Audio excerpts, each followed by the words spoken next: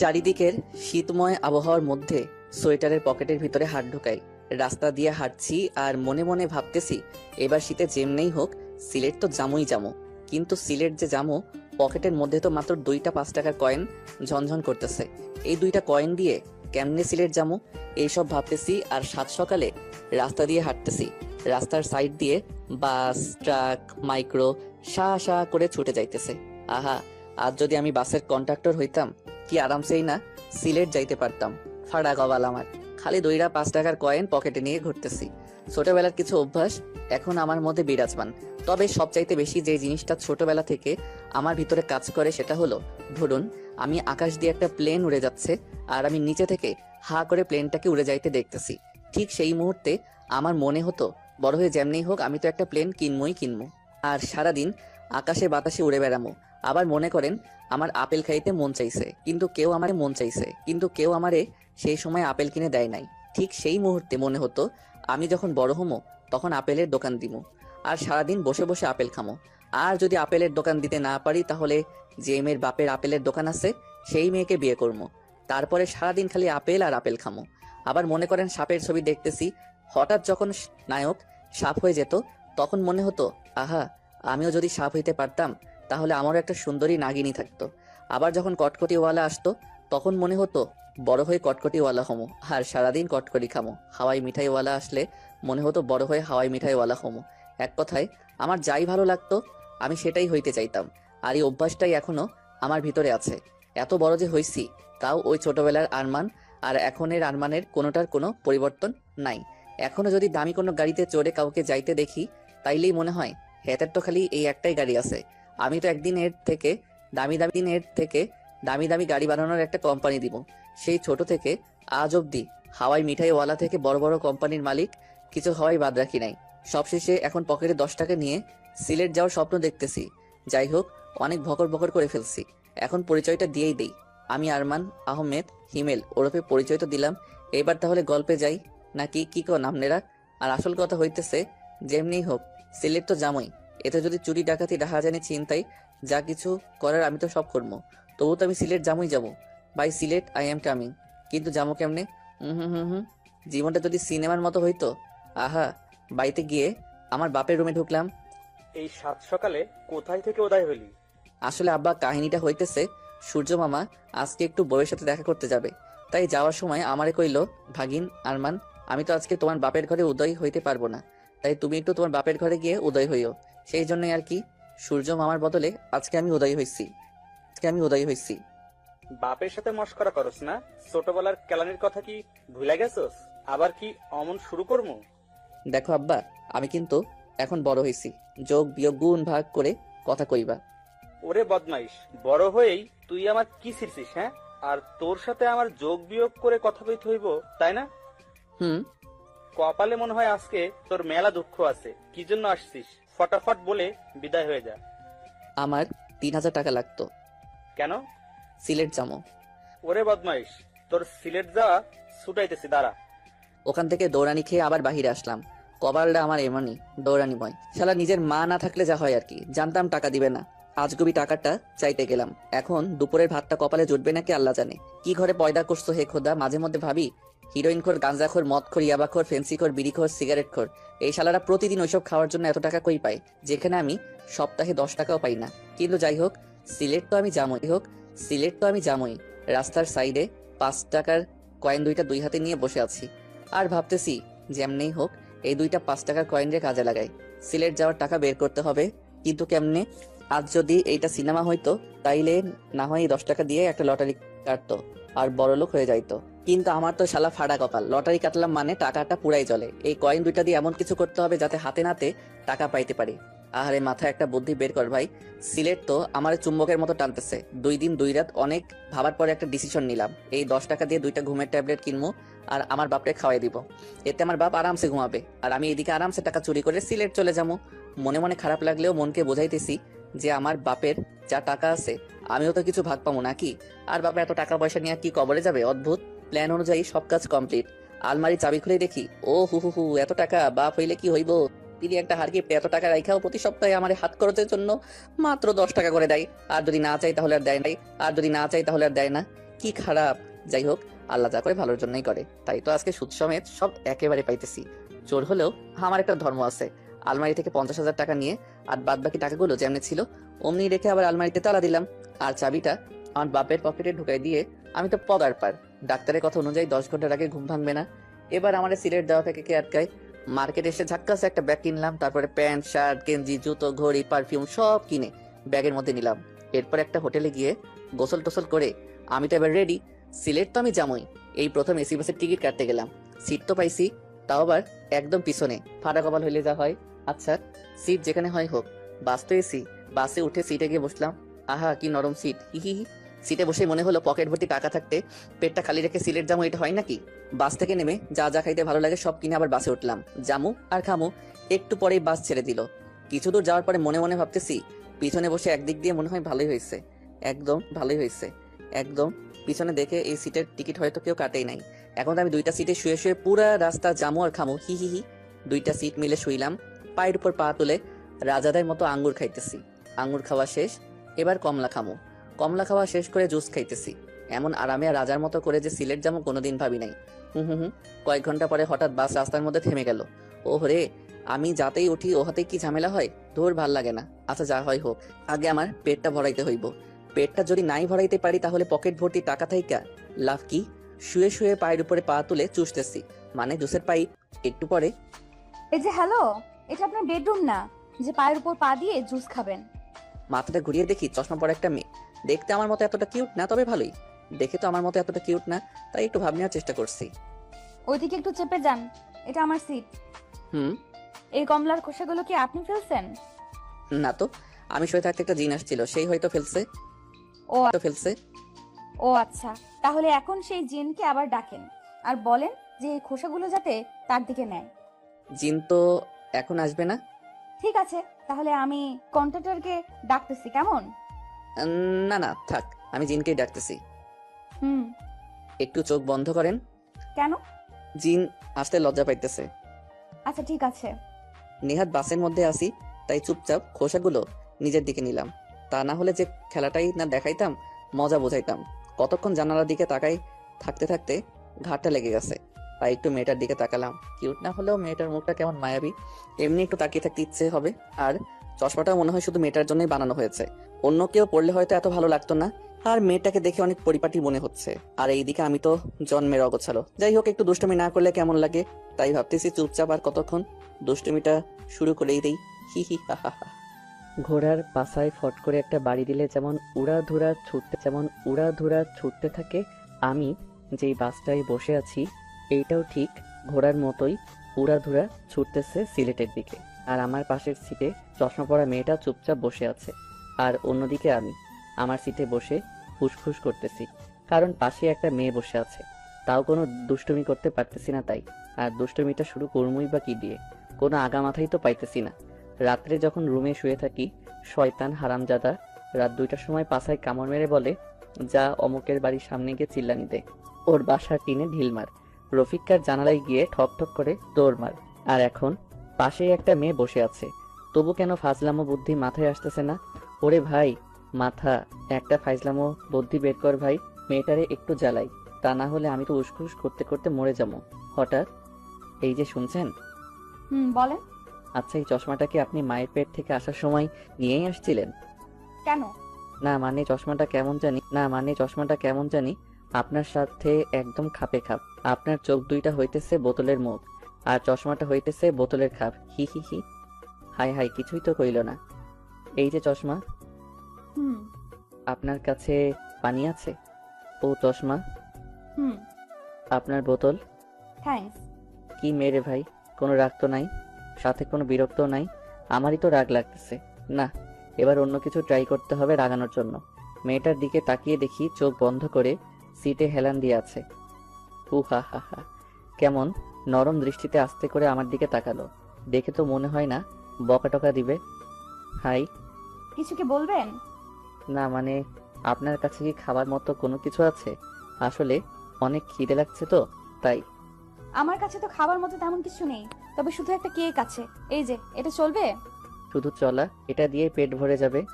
ঠিক আছে। পানি, ওই চশমা পানি দেন, পানি, ওই চশমা পানি দেন না, গলায় আটকে গেছে তো। এই যে, এই যে পানি। ওই কি কেক দিছেন? আর একটু হলেই তো গলায় কেক আটকে মরতাম। সরি। কিসের সরি? এবার থেকে আরো নরম দেখে কেক কিনবেন। আচ্ছা। কি আচ্ছা? কেমনে কেক কিনবেন সেটা বলেন। জানি না তো। তা জানবেন কেন? এবার থেকে কেক কেনার আগে ভালো করে টিপে টিপে কিনবেন, হুম। মনে থাকে যেন। আচ্ছা। আবার চুপচাপ। ও, এমনি চলতে থাকলে তো আমি নিজেই পাগল হয়ে যাবো। ওই চশমা। হুম। আহারে, আবার আচ্ছা আপনি কি, হ্যাঁ, আমি যে আপনারে এত বিরক্ত করতেছি, কই একটু রাখবেন, আমার একটু বকা দিবেন তা না, এমনি কেমনে আছেন? অন্য কেউ হলে তো এতক্ষণে 2-4টা চড় থাপ্পড় লাগাই দিত, আর আপনি কেমনে চুপচাপ এইসব সহ্য করতেছেন?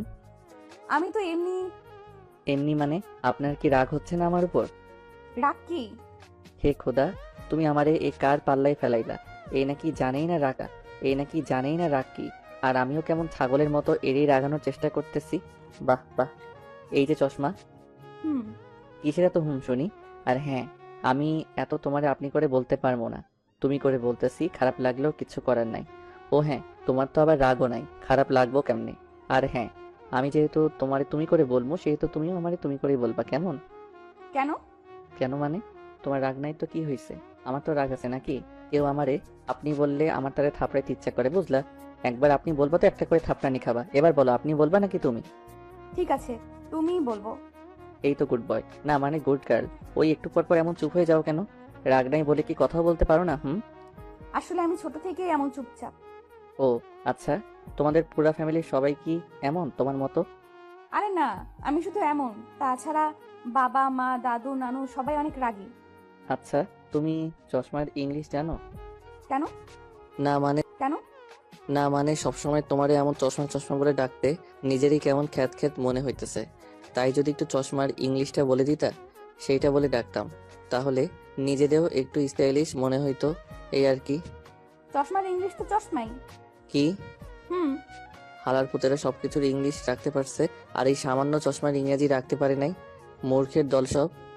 আচ্ছা, ইংলিশ যখন রাখেই নাই তাহলে আর কি করার, চশমাই বলি কেমন। ওকে। তো চশমা, তোমার নাম কি শুনি? নীলা। বাহ, তোমার থেকে তোমার নামটাই বেশি সুইট। হি হি।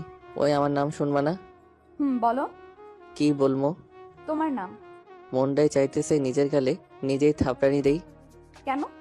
কেন আবার? তোমারে যে থাপড়ানি দিতে পারবো না তাই? এমনি কি কেউ কারো নাম জিজ্ঞেস করে? আরে, এর আগে তো আমি কারোর নামই জিজ্ঞেস করি নাই, তাহলে কেমনে জানবো? ও, তুমি না একটা, থাক বলবো না। আচ্ছা তোমার নাম, আচ্ছা তোমার নাম কি? আরমান। নামটা জোসনা। হুম। আর আমিও হি হি। ওই শোনো, আমি তোমার সাথে এত কথা বলতেছি বলে তুমি আবার ভাইবো না যে আমি তোমারে পটানোর চেষ্টা করতেছি, কারণ আমি কোনো মেয়েটের চক্করে নাই, এমনি বাড়িতে আব্বার সাথে একটা কেলেঙ্কারি করে আসছি। আচ্ছা, পটানো কি? আর বাড়িতে আব্বার সাথে কেলেঙ্কারি করে আসছো মানে? ওই, তুই পটানো বুঝো না? না তো। এবার আমি সত্যি সত্যি পাগল হয়ে যাবো। ওই বলো, পটানো মানে কি? ভালোবাসা বুঝো? হুম। পটানো হইলো ভালোবাসার ছোট ভাই। ওহো, তো তাতে কি হয়েছে? আর বাড়িতে কেলেঙ্কারি করে আসছো মানে? এই সবও শুনবা। হুম, বলো। প্রথমের ঘটনা সব খুলে বললাম। তুমি তো অনেক দুষ্টু। আর দুষ্টু, বাড়িতে গেলে আমার উপর দিয়ে যে কি যাবে আল্লাহ জানে। হঠাৎ বটাস করে জোরে একটা শব্দ হয়ে বাসটা থেমে গেল। নিচে গিয়ে দেখি বাসের চাক্কা ফেটে গেছে। ওরে খোদা, এবার আমি এই রাত্রে কেমনে সিলেট যাবো? আরে টেনশন নিও না, আমি দাদুর কাছে ফোন করছি, দাদু চলে আসতেছে। দাদুকে? আরে আমার দাদু, এখান থেকে একটু দূরেই আমার দাদু বাড়ি। ও, তোমার দাদু খুব বড় লোক বুঝি? হুম, একটু। ও হো, কি ঠান্ডা বাতাস। তোমার চাদরটা একটু দিবা? ওকে ধরো। আচ্ছা নীলা, এখান থেকে সিলেট কত দূর বলতে পারবা?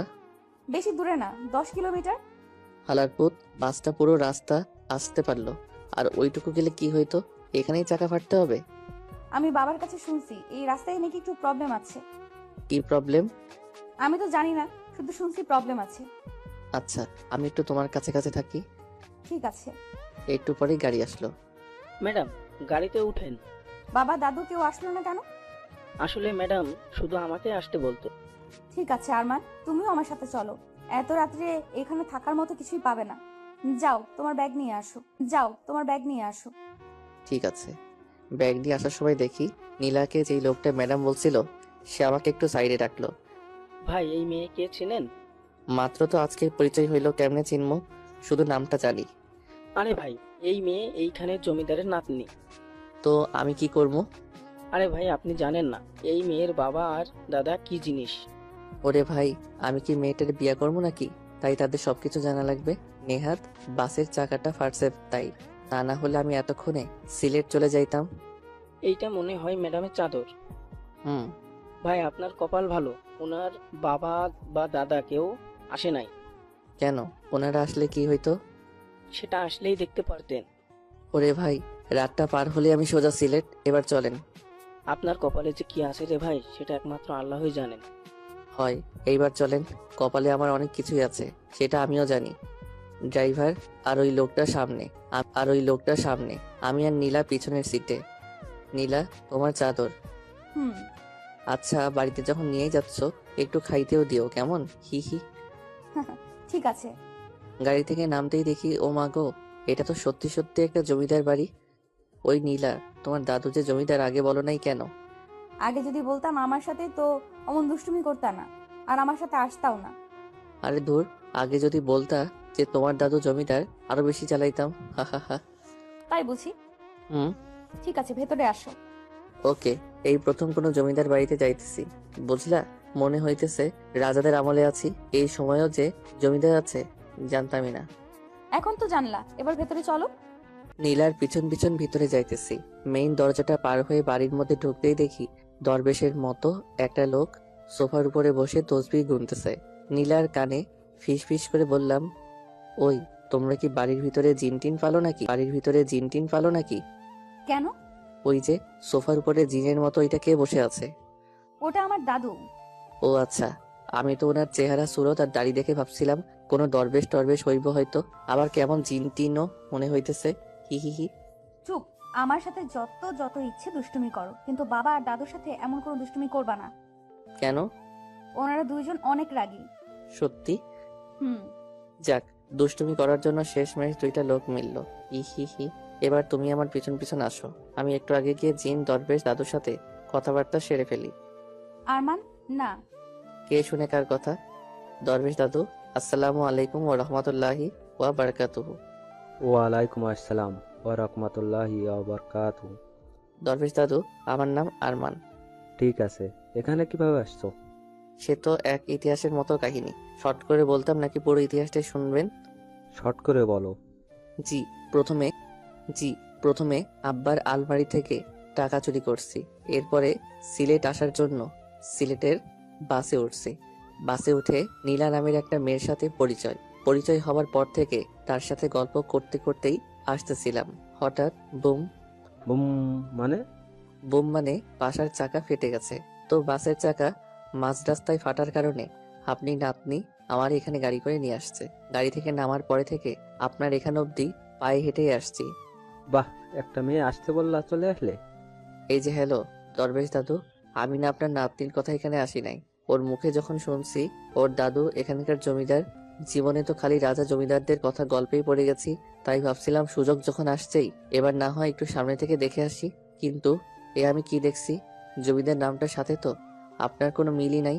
আসার সময় মনে মনে ভাবছিলাম জমিদার দেখতে হয়তো কোনো বীরের মতো হবে, কিন্তু আপনারে দেখে তো মনে হইতেছে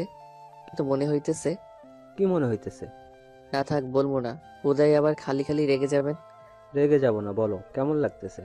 কেমন আবার, কোনো জিন আর দরবেশরে একসাথে মিশাইলে যেমন লাগে তেমন লাগতেছে। রাগী একটা লোক নিয়ে আমার দিকে তাকালো, অনেক কিছু বলতে চেয়েও বললো না। নীলা, এইদিকে আয়। জি দাদু। আরে জি দাদু না বলে জিন দাদু বলো, হি হি। আরমান চুপ। দাদু ওর কথায় কিছু মনে করো না, ও একটু বেশি কথা বলে। আচ্ছা, তোর মা কেমন আছে? ভালো আছে দাদু। আব্বু কোথায় গেছে?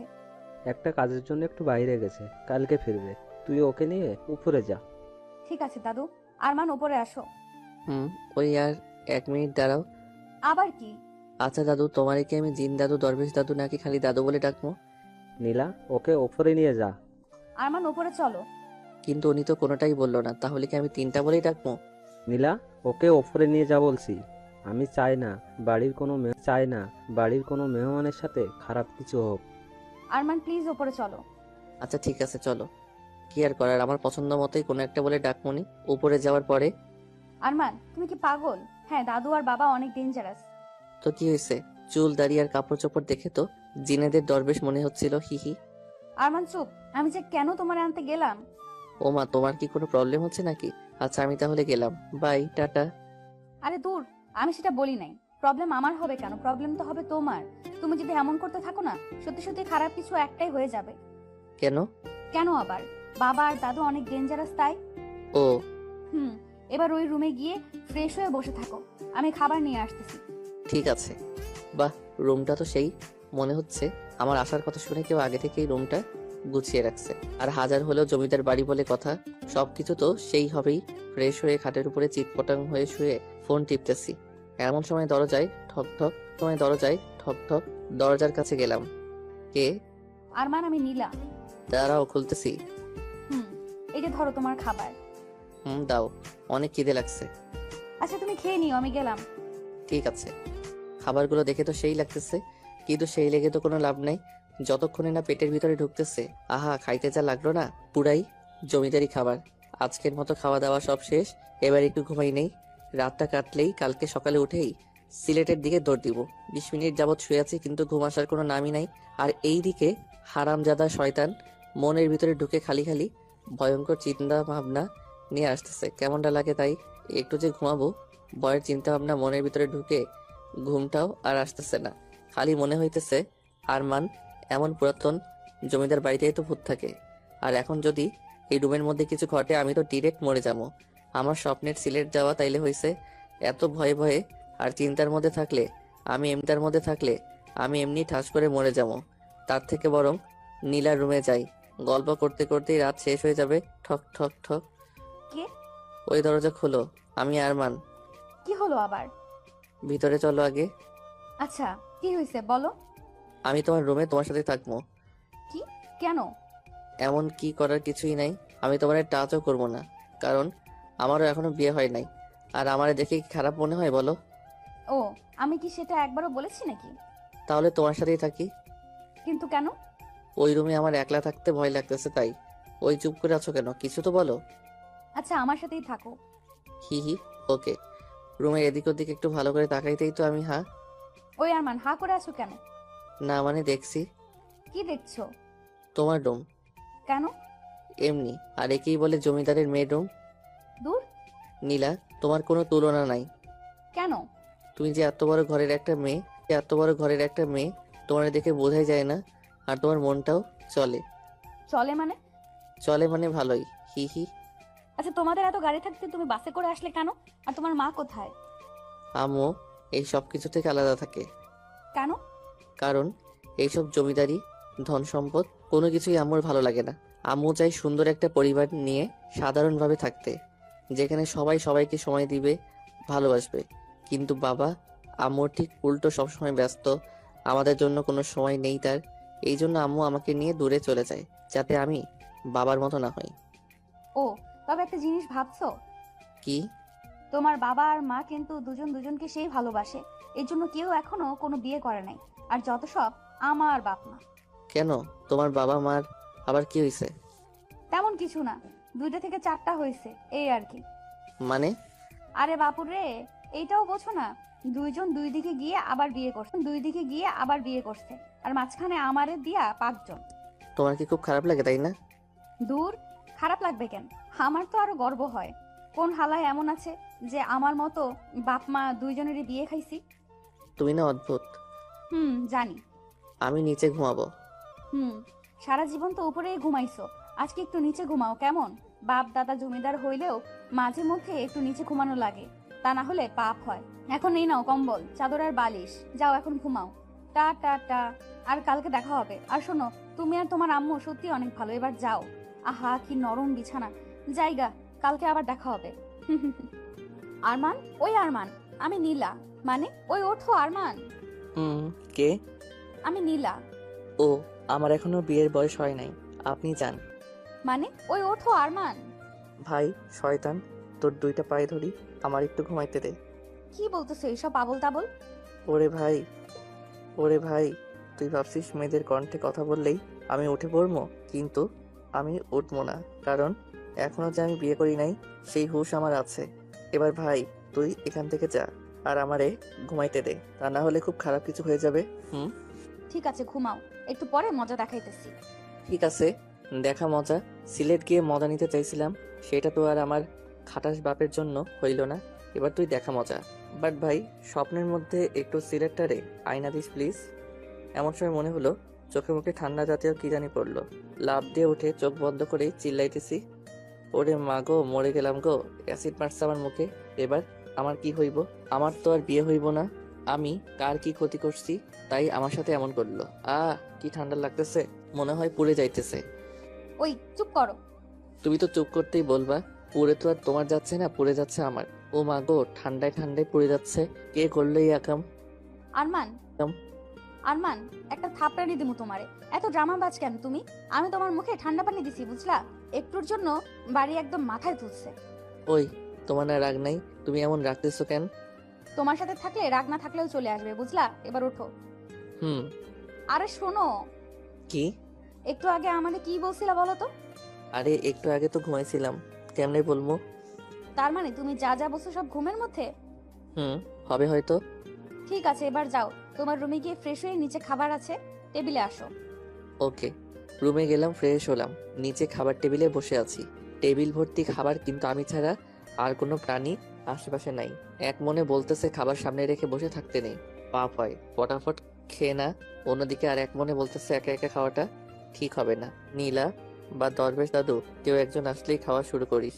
কার কথা শুনবো আর না শুনবো, দূর, ভাল লাগে না। এই দিক ওই দিক ভাবতে ভাবতে কখন যে একটা আপেল হাতে নিয়ে খেতে শুরু করছি, নিজেও বুঝি না। এমন সময় হঠাৎ কই থেকে একটা লোক আসলো। দেখতে মাশাআল্লাহ ভালোই, আমার বাপের বয়সী হবে। আস্তে আস্তে আমার কাছে আসলো। এই ছেলে, কে তুমি? খাবার টেবিলে বসে আছো কেন? এই যে কাকা, হ্যালো। চক্ষু দুইটা কি আসমানে রেখে জমিনে নামছেন? আর আমারে দেখে কি আপনার পাগল মনে হয়? হ্যাঁ। এই ছেলে, কি বলে এইসব? আমি আবার কি কইছি? দেখতে তো পাইতেছি চেয়ারে বসে আছি, হুদাই কেন বলতেছেন খাবার টেবিলে বসে আছি? আমারে চেনো? আমি কে? হু হা হা হা, আমার চেনেন আমি কে? তুমি কে শুনি? আপনি কে শুনি? এটা আমার বাড়ি, বুঝলে? আর এটা আমার শ্বশুর বাড়ি, বুঝলেন? হোয়াট? হোয়াট মানে হইতেছে কি? এটা যদি আপনার বাড়ি হইতে পারে তাহলে আমার শ্বশুর বাড়ি হইতে পারবো না কেন শুনি? অনেক বেয়াদবি করে ফেলেছো, এবার তো তোমাকে শিক্ষা দেওয়া দরকার। ও মা, তাই? কোন স্কুলের মাস্টার আপনি বলেন তো? রফিক, এই রফিক, বন্দুকটা নিয়ে আয় তো। ও হো হো, ভয়ে তো আমি হিসি করে দিতেছি। কি? আমার বাপ আমারে টাকা না দিক জীবনেও আমার গায়ে হাত তুলে নাই, আর তুই আমারে থাপড়ানি দিছস? আজকে তো তোরে। এর মধ্যেই রফিক নামের লোকটা বন্দুক নিয়ে হাজির। এবার তো আমার অবস্থা সেই লেভেলের খারাপ, ভয়ে তো আমি শেষ। নীলা, কই তুমি? একটা লোক এসে আমারে বন্দুক দিয়ে গুলি করতেছে। আমার চিল্লানি শুনে উপর থেকে নীলা দৌড়ে নিচে আসলো। বাবা বাবা বাবা, দাঁড়াও। কে এই ছেলে? ওর নাম আরমান। কালকে বাসে আমরা দুইজন একসাথেই আসছি। ও খুব ভালো ছেলে, শুধু একটু শয়তান টাইপের। সেটা তো এসেই বুঝেছি, কালকে বাবার সাথেও নাকি খুব শয়তানি করেছে, আর বাবাকে নাকি দরবেশ, জিন এইসব বলেছে। সরি বাবা। তুই সরি বলছিস কেন? ওর মুখে কথা নাই? এদিক ওদিক একটু দেখে ধরপড় করে নীলার বাবা পায়ে পড়ে গেলাম। কাকু, না মানে সরি আঙ্কেল, আমারে মাফ করে দেন প্লিজ। আমি যদি জানতাম আপনারাই এইখানের জমিদার, তাইলে আমি জীবনেও আপনাদের মুখের উপরে কোনো কথা কইতাম না। সত্যি বলতেছি, আর বিশ্বাস করেন, কালকে আপনার বাবা যেমন সোফার উপরে বসে আসছিল, যে কেউ ওনারে দেখে জিনবা দরবেশ মনে করতো। এখানে আমার কোনো দোষ কই বলেন? আর আপনি আমার কাছে এসে বলতেছেন এই ছেলে খাবার টেবিলে বসে আছো কেন? আপনি বুকে হাত দিয়ে বলেন কেউ খাবার টেবিলে বসে একটা পাগলও বসে না। আপনার বলার দরকার ছিল যে এই ছেলে খাবার টেবিলে চেয়ারে বসে আছো কেন। হায় হায়, কি এসব কইলাম? ও আঙ্কেল, না মানে জমিদার বাবু, মাফ করে দেন না প্লিজ। এমন সময় কে জানি লাঠি দিয়ে পাশে একটা বাড়ি দিল। ওই কোন শালারে? আবার আর একটা বাড়ি। শালারে, তোরে তো আজকে মাথাটা তুলতেই দেখি দরবেশ দাদু খাইসা মারে। যদিও একটু মাফ করতো, এবার তো আর সেটাও করবে না। নীলার বাবার পা ছেড়ে এবার দরবেশ দাদুর পা ধরলাম। দরবেশ দাদুকো, না মানে জমিদার দাদুকো, আমি না আপনারে একটু দেখি নাই, মাফ করে দেন না। আমার যদি পাশায় চোখ থাকতো তাহলে বিশ্বাস করেন আমি জীবনেও আপনারে শালা কইতাম না। মাফ করে দেন দাদু, অনেক কষ্টে আব্বা টাকা চুরি করে সিলেট যাইতেছি, এখন যদি মাইরা ফেলেন আমি তো মরেও শান্তি পাবো না, মাফ করে দেন না। ঠিক আছে, ঠিক আছে, মাফ করছি। যাক বাঁচলাম। উঠেই তোর এই ছে- উঠেই তোর এই ছেলে কই যাও? আঙ্কেল আমি আর এখানে এক মিনিটও নাই, অনেক কষ্টে মাপ সাপ নিছি, এবার আমি সোজা সিলেট। ঠিক আছে, কিন্তু খেয়ে তো যাও। না আঙ্কেল, আমার আর ফাঁসায়েন না, খাবার বসে আবার মুখে ফসকে কারে কি বলবো আল্লাহ জানে, তার চাইতে বরং আমি চাই। আর এক পা এগোলে গুলি করে দেবে কিন্তু। আচ্ছা বলেন কি করবো? খেতে আসো। খাইতে তো যাবো, কিন্তু পেটের ভিতর আবার না বন্দুকের গুলি ঢুকবো। কি বললে? না না আঙ্কেল কিছু না। ঠিক আছে আসো। ও আর মান, দাঁড়ায় আছো কেন? বসো। হুম। চুপচাপ বসে আছো কেন? খাও। এমন চাপের মধ্যে কি আর পেটে খাবার ঢোকে? এই যে আরমান, তোমার না চুপচাপ মানাইতেছে না। আচ্ছা, যা ইচ্ছা বলতে পারো। না না কি বলতে বলবো, পরে আবার গুলি করবেন। আরে না, গুলি করবো কেন? তোমার যা ইচ্ছা বলতে পারো। দরবেশ দাদু আবার কিছু বলবে না তো? আমি বাদে সবাই হা হা করে উঠলো। আরমান, তুই আসলেই অনেক খবিস। জি দাদু। এই প্রথম কেউ আমাদের সাথে এমন ফাজলামো করার সাহস করেছে। হুম। হুম, মানে? না মানে আঙ্কেল সরি, দেখছেন আমি বলছিলাম আমার মুখ ভালো না, কখন কি বলি। আরে বেটা, কিছু মনে করি নাই। তোর তো অনেক সাহস আছে, মানতেই হবে। এই প্রথম জমিদার বাড়িতে এসে কেউ আমাদের হাসালো। অন্য সবাই তো ভয়ে মরে। আমার আবার সাহস, আমার মতো অসাহসী অকর্মা এই দুনিয়ায় আর এক পিস নাই। এই যে আবার চোরের মতো কোথায় যাও? হুম। আঙ্কেল খাওয়া তো শেষ, এবার আমি চাই। চুপ বসো। হুম। তোমার কখনো ফাজিলের মতো লাগে, আবার কখনো ভোলা ভালা। আচ্ছা আঙ্কেল আমি চাই। যেতেই হবে? হুম। আচ্ছা যাও, তবে ঘুরে ফিরে সন্ধ্যায় আবার আসবা। ঠিক আছে, একবার যাইতে পারলে ভুলেও আর এইদিকে চামো না। এই আর মান শোনো, বলেন। গাড়ি নিয়ে যাও। না না আঙ্কেল এমনি ঠিক আছে। ওকে যাও। কারেন্টের মতো উপরে গিয়ে ব্যাগ নিয়ে চলে আসলাম, নিচে এসে আবার এক ঝামেলা। বাবা আমিও আরমানের সাথে যাই। ঠিক আছে। এই না না তুমি আবার যাবা কেন? আরমান তুমি চুপ করো, বাবা যাবো। আচ্ছা, ভালো করে যাস। আর গাড়ি নিয়ে ভালো করে যাস। আর গাড়ি নিয়ে যা। থ্যাংক ইউ বাবা। আরমান চলো। হুম। সিলেক্ট করে আমার হয়েছে কি ভাবছিলাম আর কি হইতেছে। গাড়ির কাছে গিয়ে গাড়ি দিকে তাকাই, চারিদিকে ঘুরতেছি। ওই আরমান গাড়িতে ওঠো, এমন চারদিকে ঘুরতেছো কেন? এই গাড়িতে করে কি আমরা সিলেট যাব? হুম। দূর ভাল লাগে না। আবার কি হলো? মনে মনে ভাবছিলাম সিলেট যাওয়ার সময় চারদিকটা দেখবো আর যাবো। এখন যদি এই গাড়ির ভিতরে হান দেয়, মনে তো হবে ঘরের মধ্যেই আছি।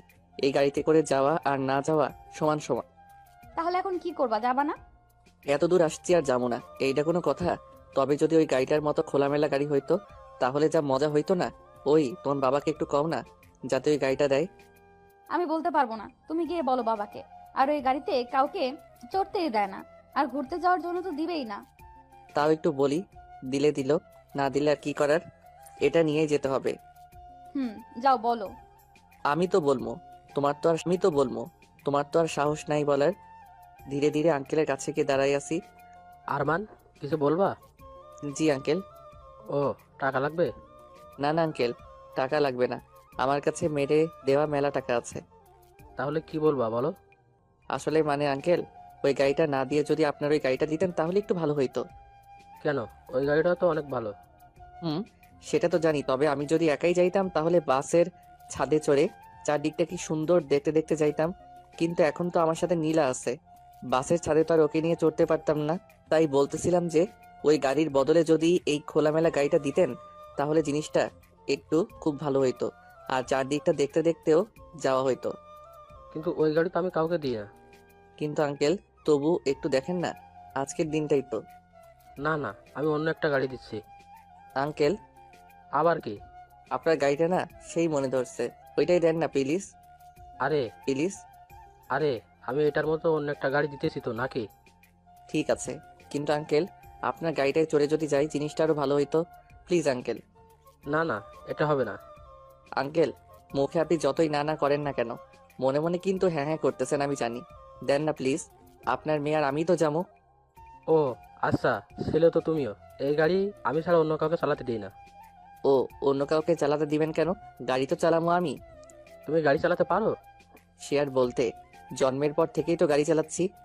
ঠিক আছে, তোমার ড্রাইভিং লাইসেন্স আছে? না মানে খালি ওইটাই নাই, তবে আমি সেই গাড়ি চালাতে পারি সত্যি। পুলিশ ধরলে কি বলবা? আপনার নাম বলবো, আর এই জন্যই তো আপনার গাড়িটা নিয়ে যাইতেছি, যাতে সবাই চিনতে পারে। আর দেন না গাড়িটা। ঠিক আছে, না দেওয়া অবধি তো আবার ঘানা ঘানা বন্ধ করবা না, তবে খুব সাবধানে যাবা। আচ্ছা, আর আঙ্কেল আরেকটা কথা। আবার কি কথা? হি হি, ওই নীলা গাড়ি পেয়ে গেছি, ফটাফট এটাতে চলে আসো। ফটাফট এটাতে চলে আসো। নীলার দিকে তাকিয়ে দেখি কেমন অবাক হয়ে আমার দিকে তাকায় আছে। ওই আমার এমন হাঁ করে না দেখে গাড়িতে ওঠো। হুম। আরমান, ভালো করে দিও। ঠিক আছে আঙ্কেল। আর হ্যাঁ, নীলাকে যেন ড্রাইভ করতে দিও না। ও চালাতে পারে, কিন্তু বেশি ভালো না। আচ্ছা। আর আঙ্কেল, আমিও নীলার মতোই চালাই। হি হি হি বলে ওখান থেকে পগার পার। আহা, কেবল একটু শান্তি শান্তি লাগতেছে। আরমান, হুম। তুমি বাবার কাছ থেকে কেমনে গাড়িটা নিলে? কেমনে আবার? তোমার বাবার কাছে গেলাম, গিয়ে বললাম আঙ্কেল আপনার গাড়িটাই লাগবে। প্রথমে না না করলো, তবে আমি তো না নিয়ে আসার পাত্র না। একটু ঘ্যানর ঘ্যানর করলাম। এত ঘ্যানর ঘ্যানর করা দেখে বলো ঠিক আছে যাও নিয়ে যাও। কিন্তু বাবা তো এই গাড়িটা কাউকে দেয় না। কাউকেই দেয় না বলে কি আমারও দিব না? অদ্ভুত। আর দেখতে হবে না কে চাইছে, না দিয়ে যাবো কই? দরকার হলে মারামারি করে নিয়ে আসতাম। হইছে, আর এত চাপাবাজি করতে হবে না। আচ্ছা, তোমার বাবা এই গাড়িটাই কাউকে চড়তে দেয় না কেন? আসলে বাবা আর মা দুইজনকে ভালোবেসেই বিয়ে করেছিল। বাবা মাকে নিয়ে ঘোরার জন্য এই গাড়িটা কিনেছিল, কিন্তু মা যখন আমাকে নিয়ে নানুর বাসায় চলে যায়, তারপর থেকে নাকি বাবা এই গাড়িটা কাউকে ছুতেও দেয় না। আমি কিছুদিন পর বাবার কাছে আসি, কিন্তু কখনো এই গাড়িতে কাউকে হাত দিতে দেখিনি। আচ্ছা, তোমার মা বাবার মধ্যে কি ডিভোর্স হয়েছে? আরে ধুর, ডিভোর্স হবে কেন? শুধু একজন আরেকজন থেকে দূরে থাকে, এই আর কি। দুজনেরই সমান সমান রাগ। তবে আমার মনে কি তোমার বাবা তোমার মাকে সেই ভালোবাসে আর এখনো অনেক মিস করে, তাই তো গাড়িটাকে স্মৃতি হিসেবে রেখে দিছে। হুম। গতকালকে রাতে তোমার বাবা কই গেছিল সেটা আমি একটু একটু বুঝতে পারতেছি। কেমনে? আচ্ছা, তোমাদের এইদিকে কোনো নদী আছে? হুম। তোমার বাবার শার্টে নদীর বালু লাগা দেখেই বুঝছিলাম তোমার বাবা তো তোমার মার জন্য একদম মজনু। ধুর, কি বলো এসব? দূর না, যা বলতেছে এটাই ঠিক, বুঝলা? তোমার বাবাকে এমন দেখে মেলা কষ্ট লাগতেছে। মনে হয় বেচারা তার নিজের ভুল বুঝতে পারছে, কিন্তু কাউকে কিছু বলতে পারতেছে না, লজ্জায়। আজগুবি। আজগুবি নয়, সত্যিকারের কথা। তবে আমি যখন আসছি তোমার বাবাকে আর কসিমুদ্দিনের মতো থাকতে দিব না। তুমি আবার কি করবা শুনি? তেমন কিছুই না, তোমার বাবা আর মার মধ্যে ঢুকে শুধু তাদের সমান সমান রাগটা ভাঙাই, আবার এক করে দিব। কিন্তু কেমনে শুনি? জানি না। আর এইসব এখন বাদ, ঘুরতে আসছি, পেট পুক ভরে ঘুরি। এরপর বাসায় গিয়ে দুইজনে ভালো করে ভেবে একটু বুদ্ধি বের করতে হবে, বুঝলা? হুম। আহা, মনে হইতেছে চায়ের সমুদ্রের উপর দিয়ে গাড়ি চালাইতেছি। তুমি আগে কখনো এদিকে আসছো? হুম, অনেক। আর আসবাই না কেন? হাজার হলেও জমিদারের মেয়ে বলে কথা। ওই থামবা তুমি? ওকে, গাড়িটা থামালাম। ওই গাড়ি থামাইলা কেন? তুমি না মাত্র থামতে বললা। ও, গাড়ি থামাতে বলি নাই, তোমার বকবক থামাতে বলছি। ও আচ্ছা, গাড়ি যখন থামাইছি তাহলে আরেকটা কাজ সেরেই আসি। আবার কি কাজ করবা? সেটা তো বলা যাবে না। তুমি 2 মিনিট গাড়িতে বসো, আমি যামু আর আসমু। না, আমিও যাব। আরে না, তুমি বসো, আমি আসতেছি। তুমি বসো, আমি আসতেছি। না, আমিও যাব। ওরে বাপুরে, আমি যামু হিসু করতে, তুমি গিয়ে কি আমার হিসি করা দেখবা? হুম। ধুর, আচ্ছা। ছি। আহা, কি শান্তি। 2 কেজি খানেক হিসি। ছি, এসব কেউ বলে? তোমার মুখে কি কোনো কিছুই আটকায় না? হুম। আটকাই না দেখেই তো বলছি নাকি। হইছে, এবার গাড়িতে ওঠো। আচ্ছা, কোথায় যাবা এখন? জানি না, তবে গুগল ম্যাপে দেখতেছি কাছে করলে কোনো দর্শনীয় স্থান আছে নাকি। ঠিক আছে। পাইছি একটা। কি পাইছো? জিতু মিয়ার বাড়ি। কই? আর 10 কিলোমিটার দূরে। ও। আজকে ওখানেই যাই, চলো। ওকে। ওই তো জিতু মিয়ার বাড়ির কাছে চলে আসছি, এবার নামো। এখানেই নামবো। ও হ্যাঁ, তুমি তো আবার জমিদারের নাতনি, এখানে নামবা কেন? চলো, গাড়ি সহ বাড়ির ভিতরে নিয়ে যাই। আরমান, এখন কিন্তু আমার খুব রাগ হচ্ছে। যখন তখন জমিদারের নাতনি বলবা না বলে দিলাম। ও মা, কেন? যা সত্যি তাই তো বলছি নাকি। হোক সত্যি, তুমি ওইসব জমিদারের নাতনি বলবা না, ব্যাস। আচ্ছা, বলবো না। এবার তো নামো। হুম, মনে থাকে জানো। গাড়ি থেকে নামতেই 2টা লোক ছুটে আমাদের কাছে আসলো। ম্যাডাম, আসতে আপনার কোনো অসুবিধা হয়নি তো? না, কিন্তু কে আপনি? আমার নাম সজীব, আপনার বাবা আমাকে ফোন করেছিল। আচ্ছা ভাই, ওর বাবা কি করে জানলো যে আমরা এখানেই আসবো? আসলে ভাই, জমিদার সাহেব শুধু আমাকে না, এখানকার যত জায়গা আছে আর যারা যারা সেই সব জায়গাগুলো দেখাশোনা করে সবাইকে ফোন করে বলে দিয়েছে যে ওনার মেয়ে ওনার গাড়ি নিয়ে ঘুরতে বেরিয়েছে, আর ওনার মেয়ের যাতে কোনো অসুবিধা না হয় সেটা দেখতে বলেছে। বাহ, একেই বলে জমিদারের মেয়ে। আরমান। তো ভাই, ভিতরে ঢুকতে কি কোনো টাকা পয়সা লাগে? কি যে বলেন না, আপনাদের যেখানে খুশি যান। ম্যাডাম আসবে শুনে আমি বাইরের বেশি লোক ভেতরে ঢুকতে দিই নাই। যাক, এ একটা কাজের মতো কাজ করছেন। তাহলে ভাই, আপনি থাকেন, আমরা একটু ঘুরে আসি। আচ্ছা আচ্ছা। নীলা, কি? তোমারে নিয়ে এসে একদিক দিয়ে ভালোই হয়েছে। তাই তো নিয়ে আসতে চাইলা না। নিয়ে তো আসছি নাকি, এবার চলো ঘুরি। ও মা গো, ওরে জিতু মিয়া কি বাড়িটাই না বানাইছস ভাই, একদম পাপ্পি পাওয়ার মতো বাড়ি করছস। বাড়িটার চারিদিকে ঘুরতে ঘুরতে খিদে লেগে গেছে। ওই নীলা, তোমার খিদে লাগে নাই? হুম। চলো খাই। একটা খাবার দোকানে যেতেই ম্যাডাম আসেন আসেন। ওই চান্দু, সবাইকে বাহিরে বের কর, জমিদার বাবুর নাতনি আসছে। ম্যাডাম আসেন, ভিতরে আসেন। চলেন ম্যাডাম, ভিতরে চলেন। আরমান মায়ের খাবা। আমি বলি নাই, ওরাই বলছে। ভেতরে চলো। ম্যাডাম কি খাবেন? ওই ফাজিলটাকে বলেন ও কি খাবে। স্যার কি খাবেন? ওরে ভাই, আমার ওইসব সারটার কইতে হইব না, আমিও ভাই তোমাগো মতোই গরিব মানুষ, আমারে ভাই করে বইল। আচ্ছা ভাই, কি খাবেন? একদম কম তেলে রান্না করা কিছু যদি থাকে ওইসব নিয়ে আসো। আচ্ছা, একটু অপেক্ষা করতে হবে। ঠিক আছে। কিছুক্ষণ পরে খাবার আসলো, খেয়ে দে। এই যে ভাই, রান্নাটা কে করছে? করিম চাচা। ওনাকে একটু ডাকা যাবে? জি ভাই। ওরে চাচা, এটা কি খাওয়াইলেন কোন দেখি, এত টেস্ট আগে কোনোদিন কোনো খাবারে পাই নাই। কি যে কন্যা, আসলে জমিদার বাবুর নাতনি আমাদের এখানে আসবে আমরা স্বপ্নেও ভাবিনি। ওনার জন্য হয়তো একটু স্পেশাল হয়েছে। আমি কই আপনার কথা আর আপনি কোন হের কথা। যাই হোক, এই যে এই টাকাটা ধরেন। আরে কি করছেন, আপনাদের কাছ থেকে আমরা টাকা নিতে পারবো না। কেন? কারণ জমিদার বাবুর কাছে আমরা এমনিতে অনেক ঋণী। টাকা দিয়ে আর আমাদের লজ্জা দিবেন না। আচ্ছা ঠিক আছে, তাহলে চাচা ভালো থাকেন। আবার আসবেন। আল্লাহ যদি বাঁচায় রাখে তাহলে তো আসমই। আর ম্যাডাম, আপনার দাদুকে আমাদের সালাম দিয়েন। জি চাচা। তাহলে ম্যাডাম চলেন যাওয়া যাক। আরমান আবার। হি, বিকাল হয়ে আসছে, চলো বাসার দিকে যাওয়া দরকার। হুম। গাড়ি চলছে। নীলা, আমার না খুব খারাপ লাগতেছে। কেন? তোমার বাবা আর দাদুকে সবাই কত সম্মান করে, আর আমি তাদের সাথে কি একটা ব্যবহার করে ফেলছি। ধুর, তবু তোমার উপরে দুইজনই অনেক খুশি। দেখতে হবে না, হাজার হলেও আরমান বলে কথা। হইছে। এবার গাড়িটা আমাকে দাও, আমি ড্রাইভ করব। না না, তোমার বাবা তোমাকে ড্রাইভ করতে দিতে মানা করছে। ওই আমাকে ড্রাইভ করতে দিবা নাকি কুতু দিব? ঠিক আছে, আসো। এই তো গুড বয়। আল্লাহ জানে কপালে আজ কি লেখা আছে। ওই আস্তে চালাও, মেরে ফেলবে নাকি? আমি এখনো বিয়ে করিনি, আর আজ পর্যন্ত একটা প্রেমও করি নাই। আমি কিন্তু সত্যি সত্যি কোনো প্রেম করি নাই। আস্তে চালাও। চুপ করে বসে থাকো, কপালে থাকলে আজকেই মরবা। সারাক্ষণ দুষ্টুমি করতে করতে কখনো নীলার দিকে সেভাবে তাকানোই হয়নি, কিন্তু এখন খেয়াল করে দেখলাম, একটা মেয়েকে হাসতে দেখলে যে এতটাই সুন্দর লাগে, সেটাই প্রথম নীলাকে দেখে অনুভব করলাম। হঠাৎই আনমনা হয়ে গেলাম আর নীলার দিকে তাকিয়ে আছি। ঠিক তখনই নীলাও আমার চোখে চোখে তাকাতে ঘোর কাটলো আমার। এভাবে এই প্রথমেই নীলার দিকে এভাবে তাকিয়েছিলাম, নিজের আনমনেই। শালার তাও ধরা খেয়ে গেলাম। আসলে আমার দ্বারা ফাজলামই সম্ভব হবে শুধু। তারপর নীলা আমার দিকে তাকিয়ে অট্টহাসি দিয়ে হঠাৎই গাড়ির গতি বাড়িয়ে দিয়েছে। এই রে, আজকে তো আমি শেষ। বলতেই, হে মালিক, হে পরওয়ারদিগার, হে খোদা, তুমি একমাত্র পারো আমারে এখান থেকে বাঁচাইতে। আর যদি তুমি আমারে এখান থেকে না বাঁচাও তাইলে তো আজকে আমি শেষ। এত দিনের আমার বিয়ে করার স্বপ্ন সব এক নিমিষেই নিঃস্ব ভস্ম হয়ে যাবে। আমারে বাঁচাও খোদা। আর যদি কপালে বাঁচার কোনো লক্ষণ না থাকে তাইলে তুমি আমারে মাফ করে দিও, কারণ এই ছোট্ট জীবনে মেলা পাপ করছি, অনেক লোকরে জ্বালাইছি। মাফ করে দিও হে খোদা, আমিন। এখন বাঁচা মরা সব তোমার হাতে। বাহ, মুহূর্তের মধ্যেই তো ভালো একটা মোনাজাত করে ফেললা।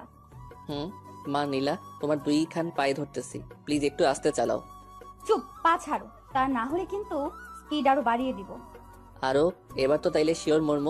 তবে একটা জিনিস ভেবে খুব ভালো লাগতেছে। কি জিনিস? ভালো মানুষ বেশি দিন পৃথিবীতে বাঁচে না।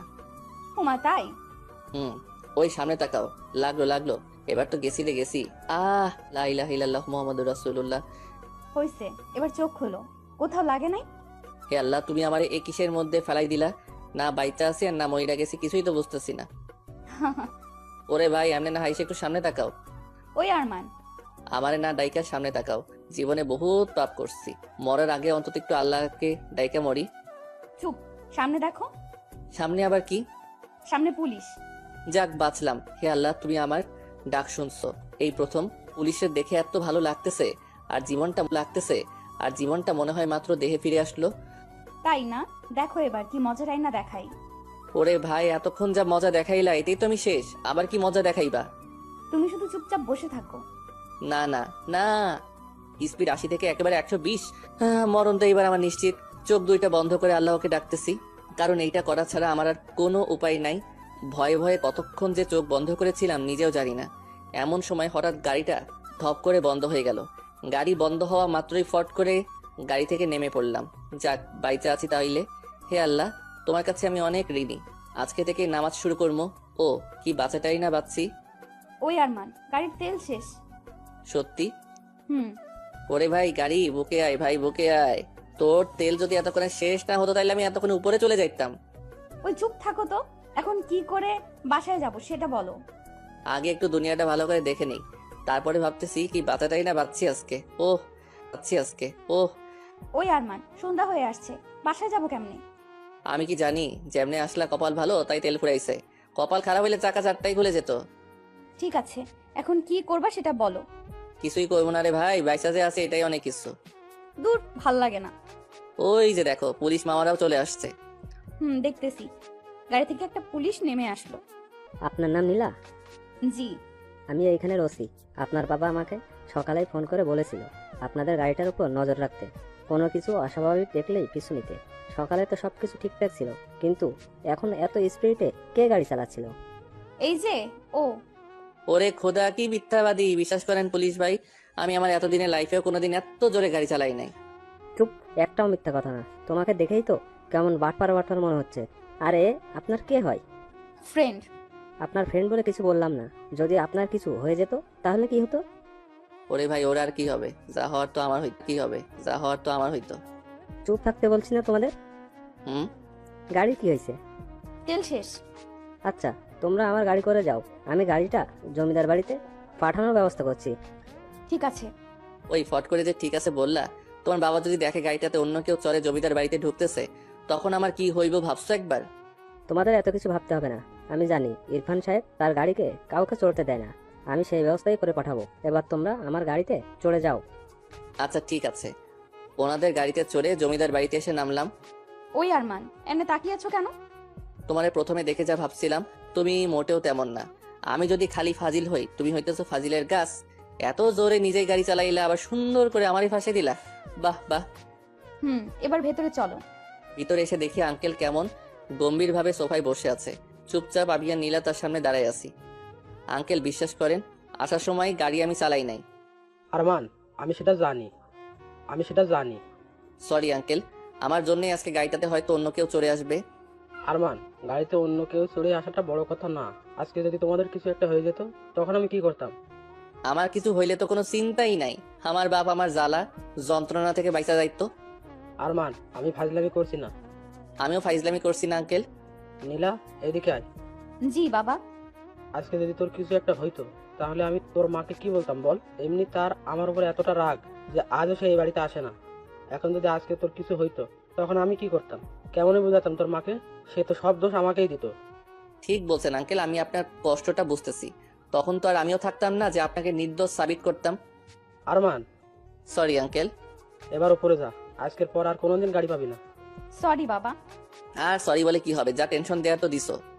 আরমান, তুমি উপরে যাও। See uncle. রুমে গিয়ে ফ্রেশ হয়ে বসে আছি, এমন সময় নীলার আগমন। আরমান, ভেতরে আসবো? আরমান, ভেতরে আসবো? লজ্জা দিতেছো তাই না? পুরো জমিদার মহল তো তোমাদের, এখানে আবার অনুমতি নেওয়ার কি আছে? এমন করে বলার জন্য কখন জানি দেখবা তোমার মাথায় ইট দিয়ে ফাটাই দিছি। কার মতো যে হইছো আল্লাহ জানে। প্রথমে দেখে নম্রভদ্র মনে করছিলাম, কিন্তু না, এখন তো দেখতেছি সব উল্টা। তোমার আজাইরা কথা শেষ হইছে? হুম। এবার বলো বাবা আর মাকে কেমনে এক করবা? যাক, তার একটা ভালো কথা মনে করাই দিছো। তো বলো কেমনে এক করবো? ওই আমি কি সবাই এক করার বিজনেস করি? হ্যাঁ, যে এক করার কথা বলে এক করে দিমু। তো এখন কি করবা? এখন আর কি করবো, তুমি তোমার রুমে যাও, আমি একটু ভাবি যে কেমনে এক করবো। বাবা শেষ হলেই তোমারে বলতেছি। আচ্ছা, আমি রুমে গেলাম। তোমার ভাবা শেষ হলেই আমারে বলবা, কেমন? ঠিক আছে, বলবো নি। এবার যাও। হুম। 1 ঘন্টা যাবত ভাবতেছি কেমনে কি করবো, কিন্তু কোনো কিছুই তো মাথায় আসতেছে না। কি যে করি। ধুর। নীলার রুমে গিয়ে ঠক ঠক ঠক। ওই, কোন বুদ্ধি পাইলা? আরে না, তবে অন্য একটা বুদ্ধি পাইছি। কি বুদ্ধি? ড্রামাবাজি। সেটা আবার কেমন? সেটা আবার কেমন? মনে করো তোমার মার কাছে গিয়ে তোমার বাবাকে নিয়ে এমন ড্রামা করবো, তোমার মা 1 মিনিটে তোমার বাবার প্রতি ফিদা হয়ে যাবে। আবার এইদিকে এসে তোমার বাবার কাছে তোমার মাকে নিয়ে এমন ড্রামা করবো, তোমার বাবাও তোমার মার প্রতি ফিদা হয়ে যাবে। আর এই ড্রামাবাজির মধ্যেই দুইজন এক হয়ে যাবে। বুঝলাম, কিন্তু কি ড্রামাবাজি করবা? এখন কেমনে বলবো, যখন ওনাদের সামনে শুরু করবো তখন দেখো। কি যে করবা আল্লাহ জানে। এইটা একদম সত্য কইছো, কারণ আমিও জানি না যে কি করবো। তো এখন কি করবা শুনি? এখন গিয়ে ঘুমামো, সকালে উঠে তোমার বাবাকে উল্টাপাল্টা বোঝাই তোমার মার কাছে যেতে হবে, কারণ প্রথমে ওনাকেই ফিদা বানাইতে হবে তোমার বাবার উপরে। কেন? আরে তোমার বাবা তো এমনি মজনু হয়ে আছে তোমার মার উপরে। ও হ্যাঁ, ঠিক আছে, এখন ঘুমাও যাও। তুমিও ঘুমাও। আমিও ঘুমোই। আমিও তো ঘুমামই। দূর যাও তো। যাচ্ছি। সকালে উঠে আবার নীলার ঘরে আসলাম, ঠক ঠক ঠক। আরমান, তুমি এত সকালে আবার কি হয়েছে? আমার আবার কি হইব? তোমার বাবা মাকে এক করবে না? হ্যাঁ, তার সাথে এই সকালে ওঠার কি? এই সকালে ওঠার কিছুই না, তোর বাবা নিচে চা খাচ্ছে। এখন তুমি তোমার বাবাকে গিয়ে বলবা যে তোমার মা ফোন দিছিল আর সকালে তোমাকে যেতে বলছে। কিন্তু মা তো ফোন দিয়ে কিছুই বলে নাই। ঠিক আছে, তুমি তোমার মার ফোনের আশায় থাকো, আমি গেলাম, বাই। ওই দাঁড়াও, যাচ্ছি তো। যাও, তুমি আসলে আবার আমি তোমার বাবার কাছে গিয়ে কিছু একটা বাহানা ধরে আমিও তোমার সাথে যাবো। আচ্ছা। একটু পরে দেখি নীলা উপরে আসলো। ওই কাজ হইছে। হুম। যেতে দিবে বলছে। আরে হ্যাঁ, যেতে দিবে না কেন? এবার যাও, তুমি গিয়ে বলো। ওকে। Hello uncle. আরে আরমান, বসো বসো। ঘুম কেমন হলো? জি আঙ্কেল, ভালো। বাহ, তারপরে এখন কি করবা? এখন মানে আঙ্কেল, নীলা বলল যে আন্টি নাকি আজকে ওকে যেতে বলেছে, তাই আমি ভাবছিলাম যে আমিও ওর সাথে যাই আর আন্টিকেও একটু দেখে আসি, তাই আপনার কাছে একটু অনুমতি নিতে আসলাম। আঙ্কেল না কইরেন না প্লিজ। আরে আমিও প্লিজ। আরে আমিও তো তোমাকে এটা বলার জন্যই ডাকতে যাচ্ছিলাম মাত্র। সত্যি? হুম। তাহলে তো হয়েই গেল। আর আঙ্কেল, আমি আপনার একা থাকার কষ্টটা বুঝি। আঙ্কেল আপনি কোনো চিন্তা করেন না, আমি আন্টির কাছে গিয়েই আন্টির একটা ছবি তুলে আপনার ফোনে পাঠাই দিব। স্মার্ট বয়, তোমাকে আমি প্রথমে দেখেই বুঝেছি তোমার বুদ্ধি আছে। তো কখন যাবা? আপনি বললে এক্ষুনি, শুধু আপনার নাম্বার আর ঝাক্কাস দেখে একটা গাড়ি দেন। গুড, আমার নাম্বারটা নাও, 017। আর তোমরা বের হয়ে আসো, আমি গাড়ি দিচ্ছি। জি আঙ্কেল। উপরে যেতেই ওই বাবা কি বললো? কি আর বলবে, তোমার বাবা তো তোমার মায়ের জন্য একদম মাখন হয়ে আছে, খালি তোমার মাকে সেট করতে পারলেই ব্যাস। এবার যাও, রেডি হয়ে নাও। ঠিক আছে। রেডি হয়ে আমি আর নীলা নিচে আসলাম, দেখি আঙ্কেল আগে থেকে গাড়ি রেডি করে রাখছে। আঙ্কেল তাহলে গেলাম। আচ্ছা, আর গিয়ে ওইটা আমাকে পাঠিয়ে দিও। ঠিক আছে, আপনি শুধু ফোনটা নিয়ে ফোনের কাছে বসে থাকেন। ওকে। আর নীলাকেও যেন গাড়ি চালাতে দিও না। পাগল নাকি, ভুলেও না। ভালো করে যেও। Bye uncle. Bye uncle. গাড়ি চলছে। ওই নীলা, কি? তোমার বাপটারে নিয়ে তো কোনো চিন্তাই নাই, এখন খালি তোমার মা যদি একটু ওনার মতো হয় তাহলে তো কোনো কথাই নাই। আসলে আরমান, মাকে নিয়েই তো যত টেনশন। কেন? কারণ তারই তো রাগ বেশি। ও, তাহলে তো খেলা এবার তোমার মার সাথেই জমবে। হু হা হা হা হা। মাকে কেমন পটাতে পারো দেখবনি। দেখো। আরমান, এটা হচ্ছে নানুর বাড়ি। আমি আর মা এখানেই থাকি। তোমার জমিদার দাদুর বাড়ি থেকে ছোট, কিন্তু ভালোই শান্তি শান্তি একটা ভাব আছে। এবার ভেতরে চলো। ওই ওই থামো থামো, সামনে যে তিনজন বসে আছে ওনারা কারা? মাঝখানেরটা মা, ডান সাইডেরটা নানু, আর বাম পাশেরটা নানি। ওকে, মাথায় সব ঢুকে গেছে। এবার শুধু আমার পিছন পিছন আসো আর দেখতে থাকো। ওই আরমান, উল্টাপাল্টা কিছু করো না জানো, মা কিন্তু অনেক রাগী। আন্টি বলে জোরে একটা চিল্লানি দিয়ে নীলার মায়ের পা ধরে শুয়ে পড়লাম। আরে আরে, কে তুমি? এই ছেলে উঠো। না আন্টি, আমি উঠবো না। আরে বাবা, আমি উঠবো না। আরে বাবা, কি হয়েছে বলবা তো নাকি? আগে বলেন, আমারে আপনার কাছে থাকতে দিবেন? ঠিক আছে থাইকো, কিন্তু আমার কাছে কেন থাকবা? এত কিছু বুঝি না, থাকতে দিবেন কিনা সেটা বলেন, তা না হলে কিন্তু উঠবো না, এমনি আপনার পা ধরে থাকবো। আচ্ছা বাবা, ঠিক আছে উঠো, থাকতে দিব। আর একটা কথা। আবার কি কথা? হাতটা বাড়িয়ে দিয়ে বললাম, ফ্রেন্ড। ঠিক আছে ফ্রেন্ড। হি হি হি হি। ঠিক আছে বুঝলাম, কিন্তু তুই হঠাৎ করে চলে আসলি কেন? ও আন্টি, আপনিও না সিনেমাটিক মাগুলার মতো, বাবাকে দেখতে মন চাইছিল তাই বাবা কাছে গেছিল, আবার এখন মাকে দেখতে মন চাইছে তাই মার কাছে চলে আসছে, সিম্পল। তাই বলে যখন তখন এত দূরে যাওয়া আসাটা কি ঠিক? বাবা মা একটু কাছে থাকলেই তো আর এমন দূরে যাওয়া আশা করা লাগতো না। কি বললে? আন্টি আসসালামু আলাইকুম ওয়া রাহমাতুল্লাহি ওয়া বারাকাতুহু। প্রথমে এসে সালাম দিতে ভুলে গেছিলাম তো তাই ফিসফিস করে সালাম দিচ্ছিলাম, সরি আন্টি। অদ্ভুত ছেলে তো তুমি। আন্টি আন্টি সালামটা নেন। ওয়ালাইকুম আসসালাম ওয়া রাহমাতুল্লাহি ওয়া বারাকাতু। হয়েছে? জি আন্টি। নীলা, ওকে নিয়ে ভিতরে যা, আমি আসতেছি। ঠিক আছে মা। আরমান, ভেতরে চলো। আরে দাঁড়াও না, নানু নানির সাথে তো এখনো কথাই হয় না। কি বুড়ো, কেমন আছো? তোমার দেখে তো মনে হচ্ছে নানিরে নিয়ে বেশ মজায় আছো। তারপরে দিনকাল কেমন কাটতেছে? ভালো। নানি, আসসালামু আলাইকুম রহমতুল্লাহি ওয়া বারাকাতুহু। ওয়ালাইকুম আসসালাম ও রহমতুল্লাহি বারাকাতু। নানি, নানুরে একটু দেখা রেখো। তারে দেখে তো মনে হয় না তার যৌবনের পানি ওঠা বন্ধ হয়েছে। কবে দেখবা আর একটা ধরে আনছে। আমি এসব বইরারে ভালো করে চিনি, অন্যরে দিয়ে আর কি কমু। আমার নিজের নানুই একটা জাত হারামি আসিল, এমন বয়সে আর একটা ধরে আনছিল, সেই কি কাণ্ড। তাই একটু তোমারে সাবধান করে দিলাম। চলো নীলা। আর নানু, আসসালামু আলাইকুম রহমতুল্লাহি ওয়া বারাকাতুহু। আরমান, তোমার মুখে কি কিছুই আটকায় না? হ্যাঁ, আর তোমার কি কোনো লজ্জা শরম কিছুই নাই? লজ্জা শরম নাই জন্যই তো এখানে আসছি নাকি? আর আমি যা যা বলছি সব আমার নিজের এক্সপেরিয়েন্স থেকেই বলছি, বুঝলা? আমার নানুও তোমার নানুর মতোই আসছিল, আর ফট করে একদিন আর একটা বিয়ে করে নিয়ে আসছিল। এইসব বুইড়ারে আমি ভালো করে চিনি। এবার ভিতরে চলো, আর খাবার কিছু থাকলে নিয়ে আসো, যাও, অনেক খিদে লাগছে। ঠিক আছে। রুমে বসে খাচ্ছিলাম, এমন সময় দেখে আন্টি সাইড দিয়ে যাচ্ছে। Aunty aunty aunty. বলো। ও, সবসময় এমন করে থাকেন কেন? একটু হাসলে কি হয়? এই ছেলে, তুমি আমাকে কতদিন ধরে চিনো? হ্যাঁ, তাই বলতে তো সব সময় এমন করে থাকি। আচ্ছা ঠিক আছে, এখন তো আমরা ফ্রেন্ড, তাই না? আপনার সাথে একটা সেলফি তুলি please aunty, please please. Okay. He he he. Aunty একটু হাসেন, মুখটা একটু ডান দিকে বাঁকান। ওই, তুমি তুলবা নাকি আমি চলে যাব? ও থামেন না একটু, হইছে। এই তো একদম পারফেক্ট। আঙ্কেল রে ফোন দিলাম। হ্যালো আঙ্কেল, কে? আমি আরমান। ও আরমান, হ্যাঁ বলো। আঙ্কেল, আন্টির সাথে আমার ফ্রেন্ডশিপ হয়ে গেছে। বাহ, ভালো, কিন্তু কেমনে? আঙ্কেল, আপনি রাগ না করলে কিছু কথা বলতাম। ঠিক আছে, বলো। আসলে কথাগুলো কিন্তু রাগ করার মতোই। রাগ করবেন না তো? আরে না, বলো।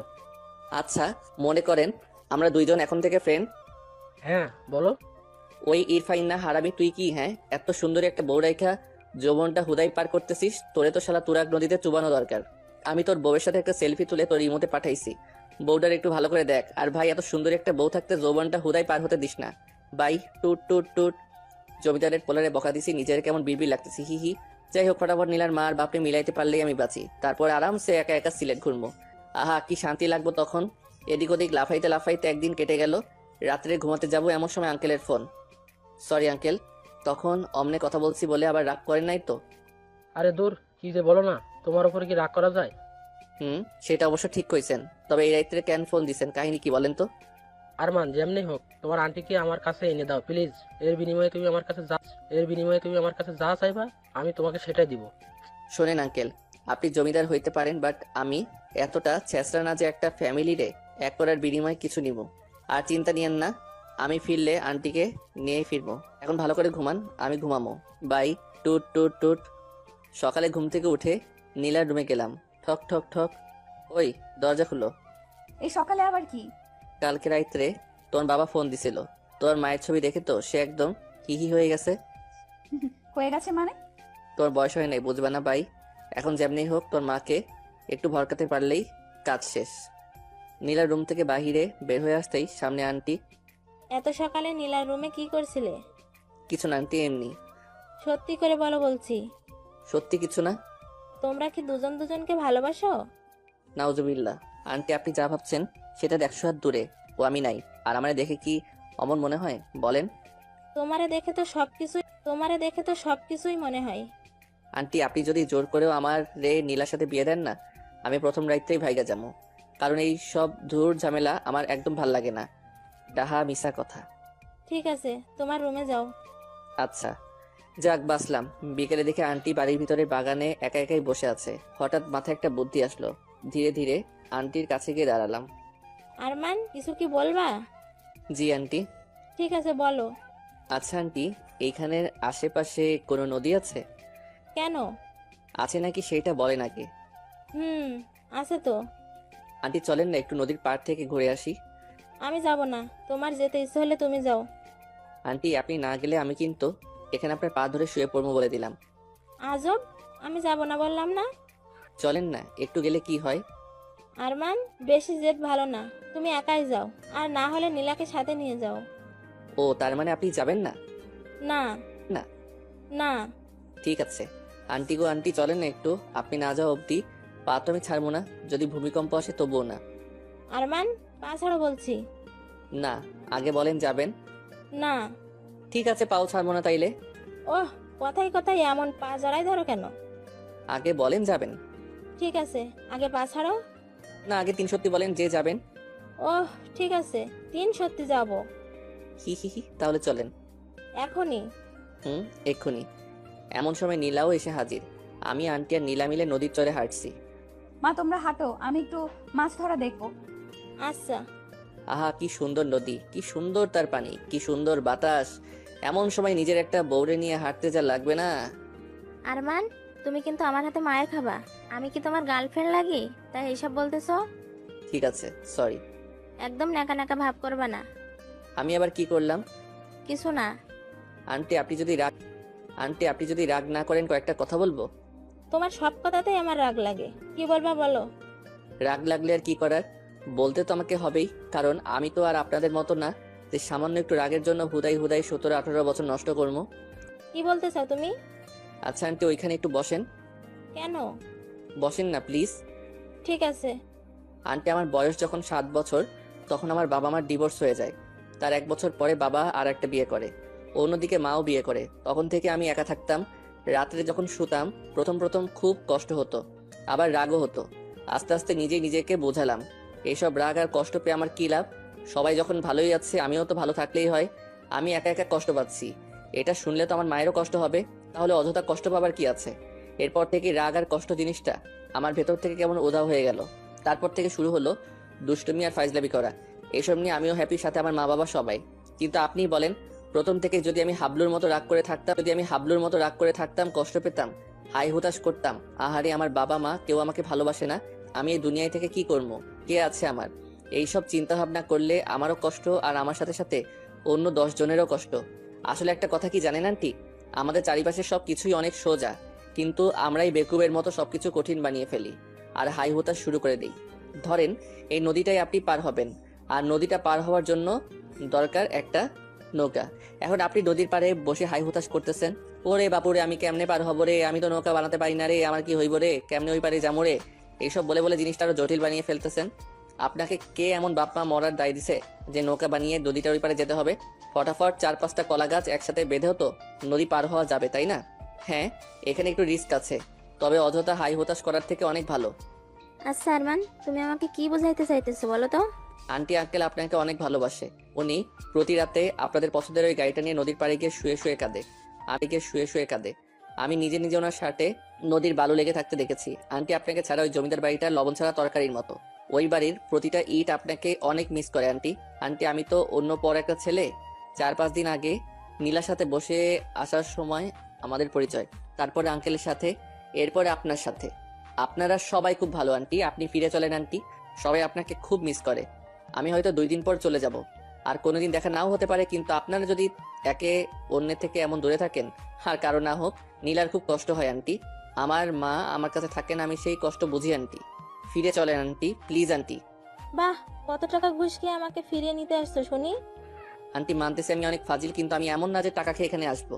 আর আন্টি আপনার মন যদি না যেতে চায় তাহলে আর কি করবো বলেন? মনকে তো আর জোর করে নিয়ে যেতে পারবো না, আর যদি নিয়েও যাই সেই যাওয়াটার তো কোনো লাভই নাই। ঠিক আছে আন্টি, অনেক কথা বলে ফেলছি, আমার কথায় যদি কষ্ট পান তাহলে একটু মাফ করে দিয়েন। আর আপনার মন যদি ফিরে আসতে চাই তবেই আইসেন। আমি তো একটা অন্য পর ছেলে, এত কিছু বলার অধিকার আমার নেই, তাই তো অনেক কথা বলে ফেলেছি। সরি আন্টি, ভালো থাকবেন, বাই। এসব বলেই এখান থেকে বিদায়। লটর পটর করতে করতে জমিদার বাড়িতে আসলাম। আরমান, নীলা কোথায়? আর তুমি না বললা তোমার আন্টিকে নিয়েই আসবা? ওরে আঙ্কেল, যা ডোজ দেওয়ার দিচ্ছি, এখন বাকি সব আল্লাহ তাআলার হাতে। মানে আবার কি? যখন প্রেম করছিলেন তখন কি দুনিয়ায় মায়ের কোনো অভাব ছিল না? এমন একজনের বিয়ে করেছেন, ওনার তো খালি রাগ না, পুরাই রাগের একটা গোডাউন। বলে কি না আমি নাকি আপনার কাছে ঘুষ খেয়ে ওনাকে নিতে গেছি, কেমনটা লাগে কন? তাহলে কি নীরা আর আমার কাছে আসবে না? আচ্ছা নীরাকে? আরে তোমার আন্টির নাম নীরা। ও, মেয়ের নাম নীলা আর মায়ের নাম নীরা, বাহ ভালো। ও কি তাহলে আসবে না? আমি কি জানি, যেমন বিয়ে করেছেন আপনি জানেন। আমি এখন ঘুমাবো, 2 দিন ধরে জার্নি করে আমি শেষ। তবে হ্যাঁ, চিন্তা নিয়েন না, আপনার নীরারে আপনার কাছে না নিয়ে এসে আমি এখান থেকে যাবো না। ওখানে আবার যাওয়ার জন্য আর একটা রাস্তা করেই আসছি। কি রাস্তা করছো? আমার ব্যাগ ওখানে রেখে আসছি, যাতে ওটার ওসিলায় আবার যেতে পারি। তোমার বুদ্ধি আছে, মানতেই হবে। এবার একটু আমারে ঘুমাইতে দেন প্লিজ, মেলা টায়ার্ড আমি। ঠিক আছে, যাও ঘুমাও। আহা কি শান্তি, বিয়ে করার থেকে ঘুমাইতে বেশি মজা লাগে। হি হি হি। 3টা দিন হয়ে গেল আন্টির তো এখানে আসার কোনো লক্ষণই নাই, আর সাথে নীরারও কোনো খোঁজ খবর নাই। আঙ্কেলকেও কেমন লেদা মার্কা টাইপের লাগতেছে। ওহ, কি যে করবো কিছুই বুঝতেছি না। নিচে সোফায় আঙ্কেল বসে আছে, ওনার কাছে গেলাম। আঙ্কেল, আমার কাছে একটা প্ল্যান আছে, এই প্ল্যান অনুযায়ী যদি কাজ করতে পারেন তাহলে আন্টি একদম উড়ে উড়ে আপনার কাছে আসবে। সত্যি? তবে সেটার জন্য আপনাকে একটু আমার মতো ছেঁচড়া টাইপের হতে হবে। না না, তাহলে থাক। এত সুন্দর একটা বউয়ের জন্য এইটুকু করতে পারবেন না? আচ্ছা, বউটারে না হয় বাদ দিলাম, নীলার জন্য হলেও তো একবার ট্রাই করবেন নাকি? আচ্ছা ঠিক আছে, কি করতে হবে সেটা বলো। এখন বর্তমানে তেমন কিছু করতে হবে না, শুধু আপনার ড্রেসের গেট আপটা পাল্টাতে হবে। এসব করলে ও ফিরে আসবে তো? শুনেন আঙ্কেল, ফিরে যদি না আসে তাইলে একদম টেনে হিচড়ে নিয়ে আসমো।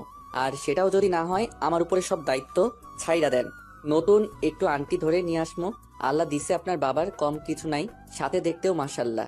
মাইয়াগো লাইন ধরাই দিমো। আল্লাহ জানে, না জানি কি ঝামেলাটাই না তুমি পাকাও।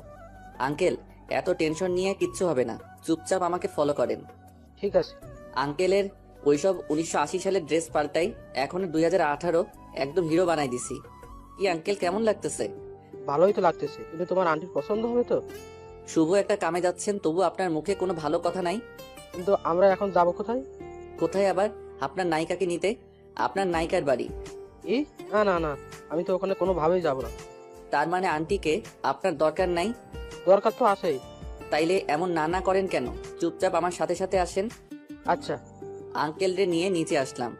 এই যে দাদু, তোমার ছেলের বউরে নিতে যাচ্ছি, একটু দোয়া করে দিও। ওইটারে না আনতে পারলে যাতে অন্য আরেকটা আনতে পারি, হি হি হি, আনতে পারি, হি হি হি। ও মা, এই যে আঙ্কেল, আপনি আবার হা করে দাঁড়ায় আছেন কেন? যান আপনার বাবার কাছ থেকে বিদায় নিয়ে আসেন। যেই বউরে নিতে যাচ্ছেন ওইটা যুদ্ধের থেকে কম কিছু না, যান বিদায় নিয়ে আসেন। দোয়া করো বাবা, তোমার বৌমা আর নাতনিকে যেন নিয়ে আসতে পারি। ঠিক আছে, ভালো হয়ে যাস। এই যে আঙ্কেল, ওইদিকে আবার কই যাচ্ছে? কেন, ওই গাড়িতে যাবো না? ওই গাড়িতে করে গেলে আপনার বউ জীবনেও আসবো না। উপর থেকে আবার মনে মনে ভাববো তার কথা, আপনি মনেই করেন না। মনে যদি করতেন তাহলে তার পছন্দের গাড়িটা নিয়ে যেতেন। এটুকুর জন্য কি এত কিছু ভেবে বসবে? হাজার হলেও আপনার বউ কোনো বিশ্বাস নাই, ভাবতেই পারে। ঠিকই বলেছে, তাহলে চলো ওই গাড়িটা নিয়ে যাই। আমি গাড়ি চালাচ্ছি আর আঙ্কেল পাশে বসে আছে। আরমান, আমার না কেমন কেমন লাগছে। তোমার আন্টিকে আমি ফিরিয়ে আনতে পারবো তো? আঙ্কেল, আপনাকে কয়টা কথা বলি, মাথাটা পরিষ্কার করে কথাগুলো মাথার মধ্যে ঢুকাই নেন। ঠিক আছে, বলো। এখন থেকে মনে করেন আপনি আর আপনি না, আপনি হচ্ছেন আরমান, মানে আমি, যার কোনো শরম লজ্জা ভয় ডর কিচ্ছু নাই। একদম ছেঁচড়া একটা পোলা আপনি, মনে থাকবে? কিন্তু আমি তো অমন না। ঠিক আছে, তাইলে গাড়ি ঘোড়াই, আপনার আর কষ্ট করে যাওয়া লাগবে না, কারণ যেও কোনো লাভ নাই। আমি আমার রাস্তায়, আপনি পারলে অন্য আরেকটা মেয়ে বিয়ে করে নিয়েন, এতে আপনারই মঙ্গল। গাড়ি ঘোরালাম। আরমান, এমন করো কেন? ঠিক আছে, আমি চেষ্টা করব তোমার মতো হয়ে থাকতে। এই তো গুড, এবার চুপচাপ বসে থাকেন আর নিজের একটু ছেঁচড়া ভাবেন। আন্টির বাসার সামনে চলে আসছি, দরজার সামনে দাঁড়াই, ঠক ঠক ঠক। ওই আপনি এমন কাঁপতেছেন কেন? আরমান, আমার তো কেমন লাগতেছে। আপনি কি মানুষ? হ্যাঁ, আমার টাইটেলগুলো আপনারে দিলাম যাতে একটু সাহসী হন, কিন্তু আপনি তো দেখছি আমার টাইটেলগুলারে একদম মাটির সাথে মিশিয়ে ফেলবেন। আন্টি যদি দরজা খুলে দেখে আপনি এমন কাঁপতেছেন, উনি তো ভাববে আপনার মৃগী ব্যারাম হয়েছে। এমন কাঁপাকাঁপি না করে মনে মনে ভাবেন আপনি আরমান। আচ্ছা। আবার ঠক ঠক ঠক। কে? আন্টি আসতেছে, আন্টি একটু স্মার্ট হয়ে দাঁড়ান। দরজা খুলতেই দুইজনের দিকে একটু তাকিয়েছিল। একটু পরে আন্টি আঙ্কেলের দিক থেকে আমার দিকে ঘুরলো। আরমান, আচ্ছা ছেলে তো তুমি, তোমার কোনো লজ্জা শরম নাই? ওই দিন কি সব বলে চলে গেলে, আজকে আবার এখানে আসছো? মানে আসছো আবার বাহিরের লোক নিয়ে আসছো, আর আপনি বুড়া ভাবের মতো একটা লোক এইসব কি করছেন? হ্যাঁ, এই ছেলের রূপ ধরলে কি আপনার হবে? আপনার না কত কাজ, ফ্যামিলিকে টাইম দেওয়ার মতো সময়ও তো আপনার নেই। নীরা, সরি, আমি আর আগের মতো নেই, বিশ্বাস করো। আমিও আর আগের মতো নেই, এবার আসতে পারেন। ও আন্টি, হ্যালো। খালি হাতে যাওয়ার জন্য কি এত দূরে আসছি? মানে কারে নিয়ে যেতে চাও তুমি শুনি? আমি আবার কারে নিয়ে যাব? উপরের ঘরে আমার ব্যাগ আছে, আমি আমার ব্যাগ নিতে আসছি। ও ঠিক আছে। নীলা। হ্যাঁ মা। এই ছেঁচড়া ছেলের ব্যাগ নাকি ওপরে আছে, নিয়ে এসে দে তো। আচ্ছা। ব্যাগ পেয়েছো? এবার যাও, বিদায় হও, আর খবরদার এখানে আসবা না।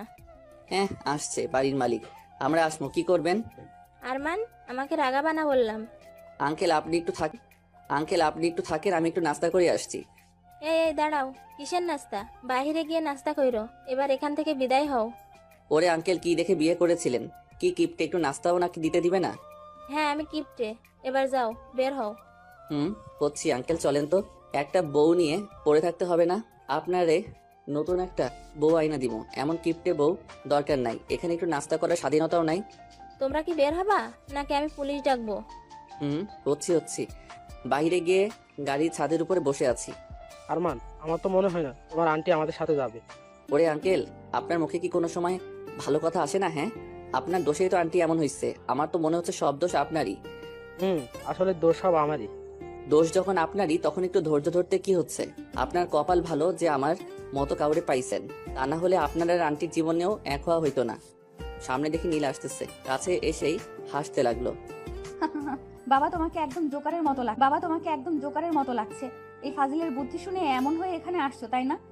ওই শোনো, আজ আমি ফাজিল বলেই তুমি তোমার বাপ মারে একসাথে দেখতে পাইতেছো, বুঝলে? এবার যদি আম্মুর কাছে যাও না, তোমার ঝাড়ু পেটা করবে। সে আমি জানি, তোমার আম্মুকে চেনা আমার হয়ে গেছে। এইসব ছেঁচড়ামি বাদ দিয়ে খাবার আনতেছি, খেয়ে নাও। এইসব রান্না কে করছে? কে আবার করবে? মা করছে। কই দেখি। এই যে। ও আঙ্কেল, বউয়ের হাতের খাবার দেখে এত উতলা হওয়ার কিছু নাই। পরে দেখবেন খাবারে বিষ মেশানো আছে, আর সেই খাবার খেয়ে আমার দুইজন সোজা উপরে। আরমান, তুমি আসলে একটা আস্ত ফাজিল। খারাপ তো আমি, আর তোমরা সবগুলো অনেক ভাবলো। এত কথা না বলে খাও, আমি গেলাম। যাও। এই যে মজনু সাহেব, আপনি খাবেন নাকি আমি একলাই খামো? আচ্ছা দাও খাই। আর মা? আমি জানতাম খাবারে বিষ আছে। আরে দূর, বিষ থাকবে কেন? তাহলে এমন আরমান বলে উঠলেন কেন? সেই 17 বছর আগের রান্নায় যে টেস্ট ছিল, সেই টেস্টটা আজকেই পাইতেছি। কোনো রকমের কোনো কমতি নেই, সেই একই রকমের গন্ধ। কি সব আজাইরা কথা কন না, বউয়ের হাতে রান্না দেখে মাথাটা হয়তো গেছে। না আরমান, নীরা যখন স্পেশাল ভাবে একমাত্র আমার জন্য রান্না করতো, তখনই এমন হতো। সত্যি? যাক, তাহলে আন্টিও একটু সাড়া দিচ্ছে। আরমান, রাত তো অনেক হয়ে গেল, এবার কি করবে? চলেন রাত্রে আর একবার আপনার বউরে পটানোর ট্রাই মারি। কেমনে? আপনার বউয়ের রুমে গিয়ে। ওইখানে গিয়ে কি করবা? আমি গিয়ে কি করবো? যা করার সব তো আপনি করবেন, আমি শুধু আপনার পথ দেখাই নিয়ে যাবো। ও আচ্ছা। চুপি চুপি আন্টির রুমে গেলাম। ঠক ঠক। ওই আরমান, কি বলবো আমি? আপনার কিছু বলতে হবে না, দরজা খোলা মাত্রই আন্টিকে জড়াই ধরবেন, আর যা মুখে আসে সব বলে দিবেন, পরে যা হবে দেখা যাবে। ঠক ঠক, দরজা খোলা শব্দ। আঙ্কেল রেডি তো? আমি সাইডে আছি, কোনো ভয় নাই। দরজা খোলা মাত্রই মনে হলো আঙ্কেল আন্টিরে জড়াই ধরলো। মীরা, তোমাকে ছাড়া আমি আর থাকতে পারবো না। তোমাকে আমি অনেক ভালোবাসি। আমি আর তোমার থেকে দূরে থাকতে চাই না। কি বলে যে তোমাকে বোঝাবো কিছুই বুঝতেছি না। আমি আরো আগেই তোমার কাছে আসতে চাইছিলাম, কিন্তু কি যেন একটা ভয়ে আমার ভেতর কাজ করতো। আমি আসতে পারতাম না। তোমাকে ছাড়া থাকতে খুব কষ্ট হয় জানো। আমি আর পারছি না। প্লিজ আবার আগের মতো হয়ে যাও, আমার সাথে চলো প্লিজ। তোমার দুটো পায়ে ধরতেছি। এই ছেঁচড়া, আরমান এইসব পায়ে ধরা শিখাইছে, তাই না? আরে না। আমি জানি তো, এই বাদরটারই কাজ এসব। আচ্ছা ওইসব বাদ দাও না, আমার সাথে যাবে বলো? যেতে পারি, তবে একটা শর্তে। কি শর্ত বলো? আমি তোমার সব শর্তে রাজি। সবসময় আমাকে টাইম দিতে হবে, আমার কথা শুনতে হবে। আচ্ছা, ওর সময় তোমার সাথে একদম লেগে থাকবো। ঠিক আছে, ওই বাদরটা কই আছে বলতো? বাসাইতে থাকার কথা। আরমান, আরমান। আন্টি আমি এখানে। আউ, লাগতেছে তো, কান ছাড়েন। এমন কান ধরে তোরে পুরো এলাকা ঘোরানো দরকার। কেন? আমি আবার কি করছি? কিছু করিস নাই জন্যই তো এমনটা করা দরকার। আচ্ছা ঠিক আছে, কান ধরে ঘুরাইয়েন। তার আগে বলেন আপনারা সব মিটমাট হয়েছে তো? যাক আলহামদুলিল্লাহ, আমি তাইলে এবার বাঁচলাম। এখন তো ফ্রি মাথায় পুরা সিলেট খালি ঘুরমু আর ঘুরমু। তাই না? আচ্ছা আন্টি, সব যখন হয়ে গেছে আপনারাও ঘুমান, আর আমিও একটু ফ্রি মাথায় ঘুমাই। ঠিক আছে, যা ঘুমা। পরের দিন সকালে নীলার রুমে গেলাম। ঠক ঠক ঠক, দরজা খুলেই। আরমান, তুমি এইখানে কখন আসলা? আর তাড়াতাড়ি ভেতরে আসো, আম্মু যদি তোমারে দেখে না, সেই রকম মাইর দিব। আরে ধুর, কালকে রাতেই সব মিটমাট হয়ে গেছে। মানে আবার কি? তোমার বাবা মা এক হয়ে গেছে? সত্যি? আরে হ্যাঁ সত্যি। আরমান, ওই কি করতেছো? ছি, বাসি মুখে কি কেউ কাউরে এসব করে? তুমি তো দেখি আমার বিয়ে হতে দিবা না। আবার দরজার দিকে তাকে দেখে আঙ্কেল আন্টি দুইজনেই দাঁড়িয়ে আছে, আর এদিকে নীলা আমাকে পাপ্পি দিয়ে দিল। ভিতরে কি চলছে? হ্যাঁ, বিশ্বাস করেন আন্টি, আপনারা যা ভাবছেন সেটা ধারে কাছে কিছু হয় নাই। সেটা তো নিজের চোখেই দেখলাম। সব যখন দেখেই ফেলেছেন, এখন আর কি বোঝামো। রাগে একটা লুক দিয়ে আন্টি আমার দিকে তাকালো, তখনই সেখান থেকে দ্রুত রুমে চলে আসলাম। আর সুযোগ বুঝে সবার চোখ ফাঁকি দিয়ে আমি উধাও, কারণ আমি তো আবার আমি।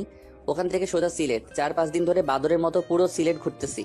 মাঝে মধ্যে নীলা আঙ্কেল আন্টির কথা মনে হচ্ছে, তবে কোনো পাত্তা দিচ্ছি না, কারণ আমার কপালে আবার ভালোবাসা জিনিসটা সয় না। তাই আমি নিজেই ওনাদের সবাইকে ফাঁকি দিয়ে চলে আসছি।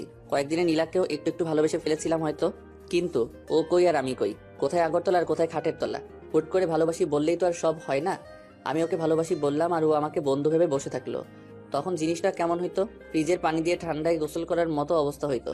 তার থেকে ভাই চলে আসছি, ভালো একটা কাজ করছি, 2 দিন পরে বাসায় যাবো। আবার সে আগের মতো আব্বার গালি খামু, চাক্কাস লাইফ। আরো কয়েকদিন ঘুরে ফিরে বাসায় যাওয়ার জন্য স্টেশনে বসে ট্রেনের জন্য অপেক্ষা করতেছি। হঠাৎ সামনে দেখি নীলা, আঙ্কেল, আন্টি সবাই একসাথে আমার দিকে আসছে। আস্তে আস্তে আমার কাছে এসে দাঁড়ালো। Hello aunty. আও, এই যে আঙ্কেল, আবার কি ঝগড়া লাগছেন? আমি কিন্তু আর মিল করার কাজে নাই। ওই নীলা, কাহিনীটা কি বলতো? এ আবার আরো এক ধাপ এগিয়ে ফটফট করে দুইটা থাপড়ানি দিল। আচ্ছা, সবাইকে আমার থাপড়ানি দেওয়ার কন্ট্যাক্ট নিছো? হ্যাঁ, মারির দাঁতগুলো মনে হয় সব নড়ে গেল। কি করছি আমি সেটা তো কেউ বলবা নাকি? সেটা বলার জন্যই তো তোমার এতদিন ধরে খুঁজতেছি। এবার বাসায় চলো, তারপরে তোমাকে দেখাচ্ছি। ওর কলারটা ধরে টেনে টেনে নিয়ে চল। খুব বার বেড়ে গেছে ওর, এবার ওকে একটু সাহায্য করা দরকার। নীলা খপ করে শার্টের কলারটা ধরলো আর টেনে টেনে নিয়ে যেতে লাগলো। কেউ দেখলেই বলবে বড় কোনো মাফিয়াকে পুলিশে নিয়ে ধরে নিয়ে যাচ্ছে। ওহ, আমারে বাঁচাও বাঁচাও, টানতে টানতে বাসায় নিয়ে আসলো। এখন বলো, আমাকে এতগুলো বকা কেন খাওয়ালে? কি, কিসের বকা? ওই দিন তুমি পালানোর কারণে মা বাবা আমাকে সন্দেহ করেছে, বকা দিছে এতগুলো। এগুলোর কারণ তুমি। বলেই হাতে লাঠি নিল। আমিও কম কিসে, হপ করে নীলার হাতটা ধরে ফেললাম। চিৎকার দিলাম, কে আছে, বাঁচাও বাঁচাও। আমার নিরীহ পোলাপে ইজ্জত নিতেছে।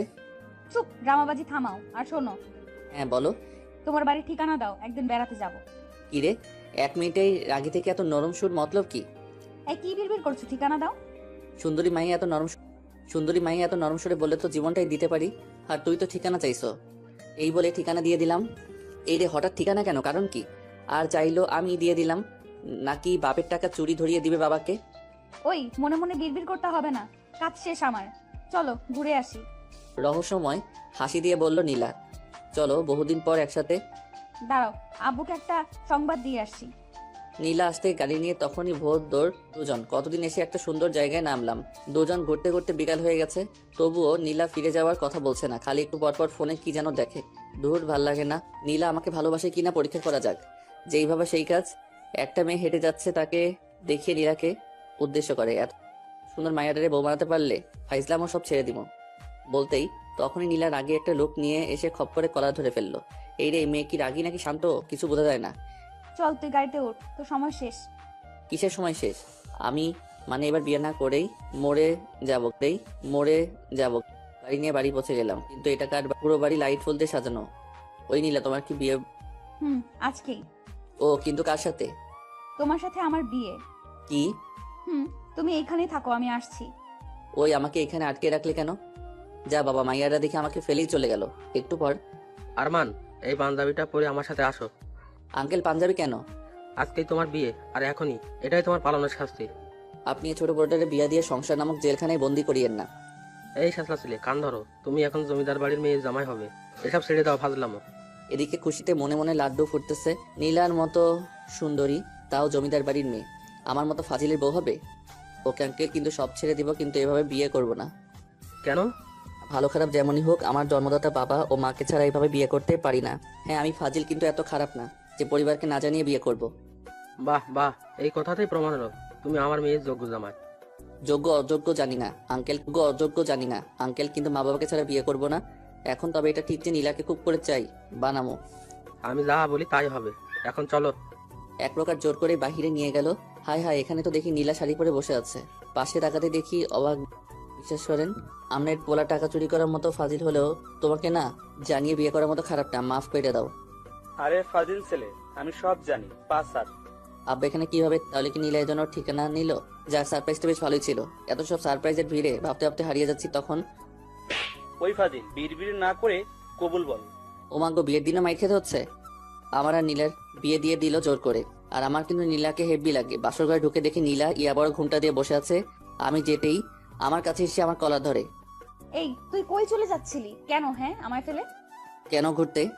আমার জন্য কি তোমার ভালোবাসা নাই? আছে তো, কি করবো বলো? কি করবি মানে? আমি না এখন তোমার বউ, আমাকে ভালোবাসবে? ওকে বাসবো, আসো গো আমার কাছে, তোমাকে পাপ্পি দেই। আরমান, তুমি পাঠক পাঠিকাদের সামনে কি করছো এগুলো? ও, আমি তো ভুলেই গেছিলাম। আচ্ছা, আপনারা এখন যান গা, আমরা আমাদের কাজ করি, টাটা।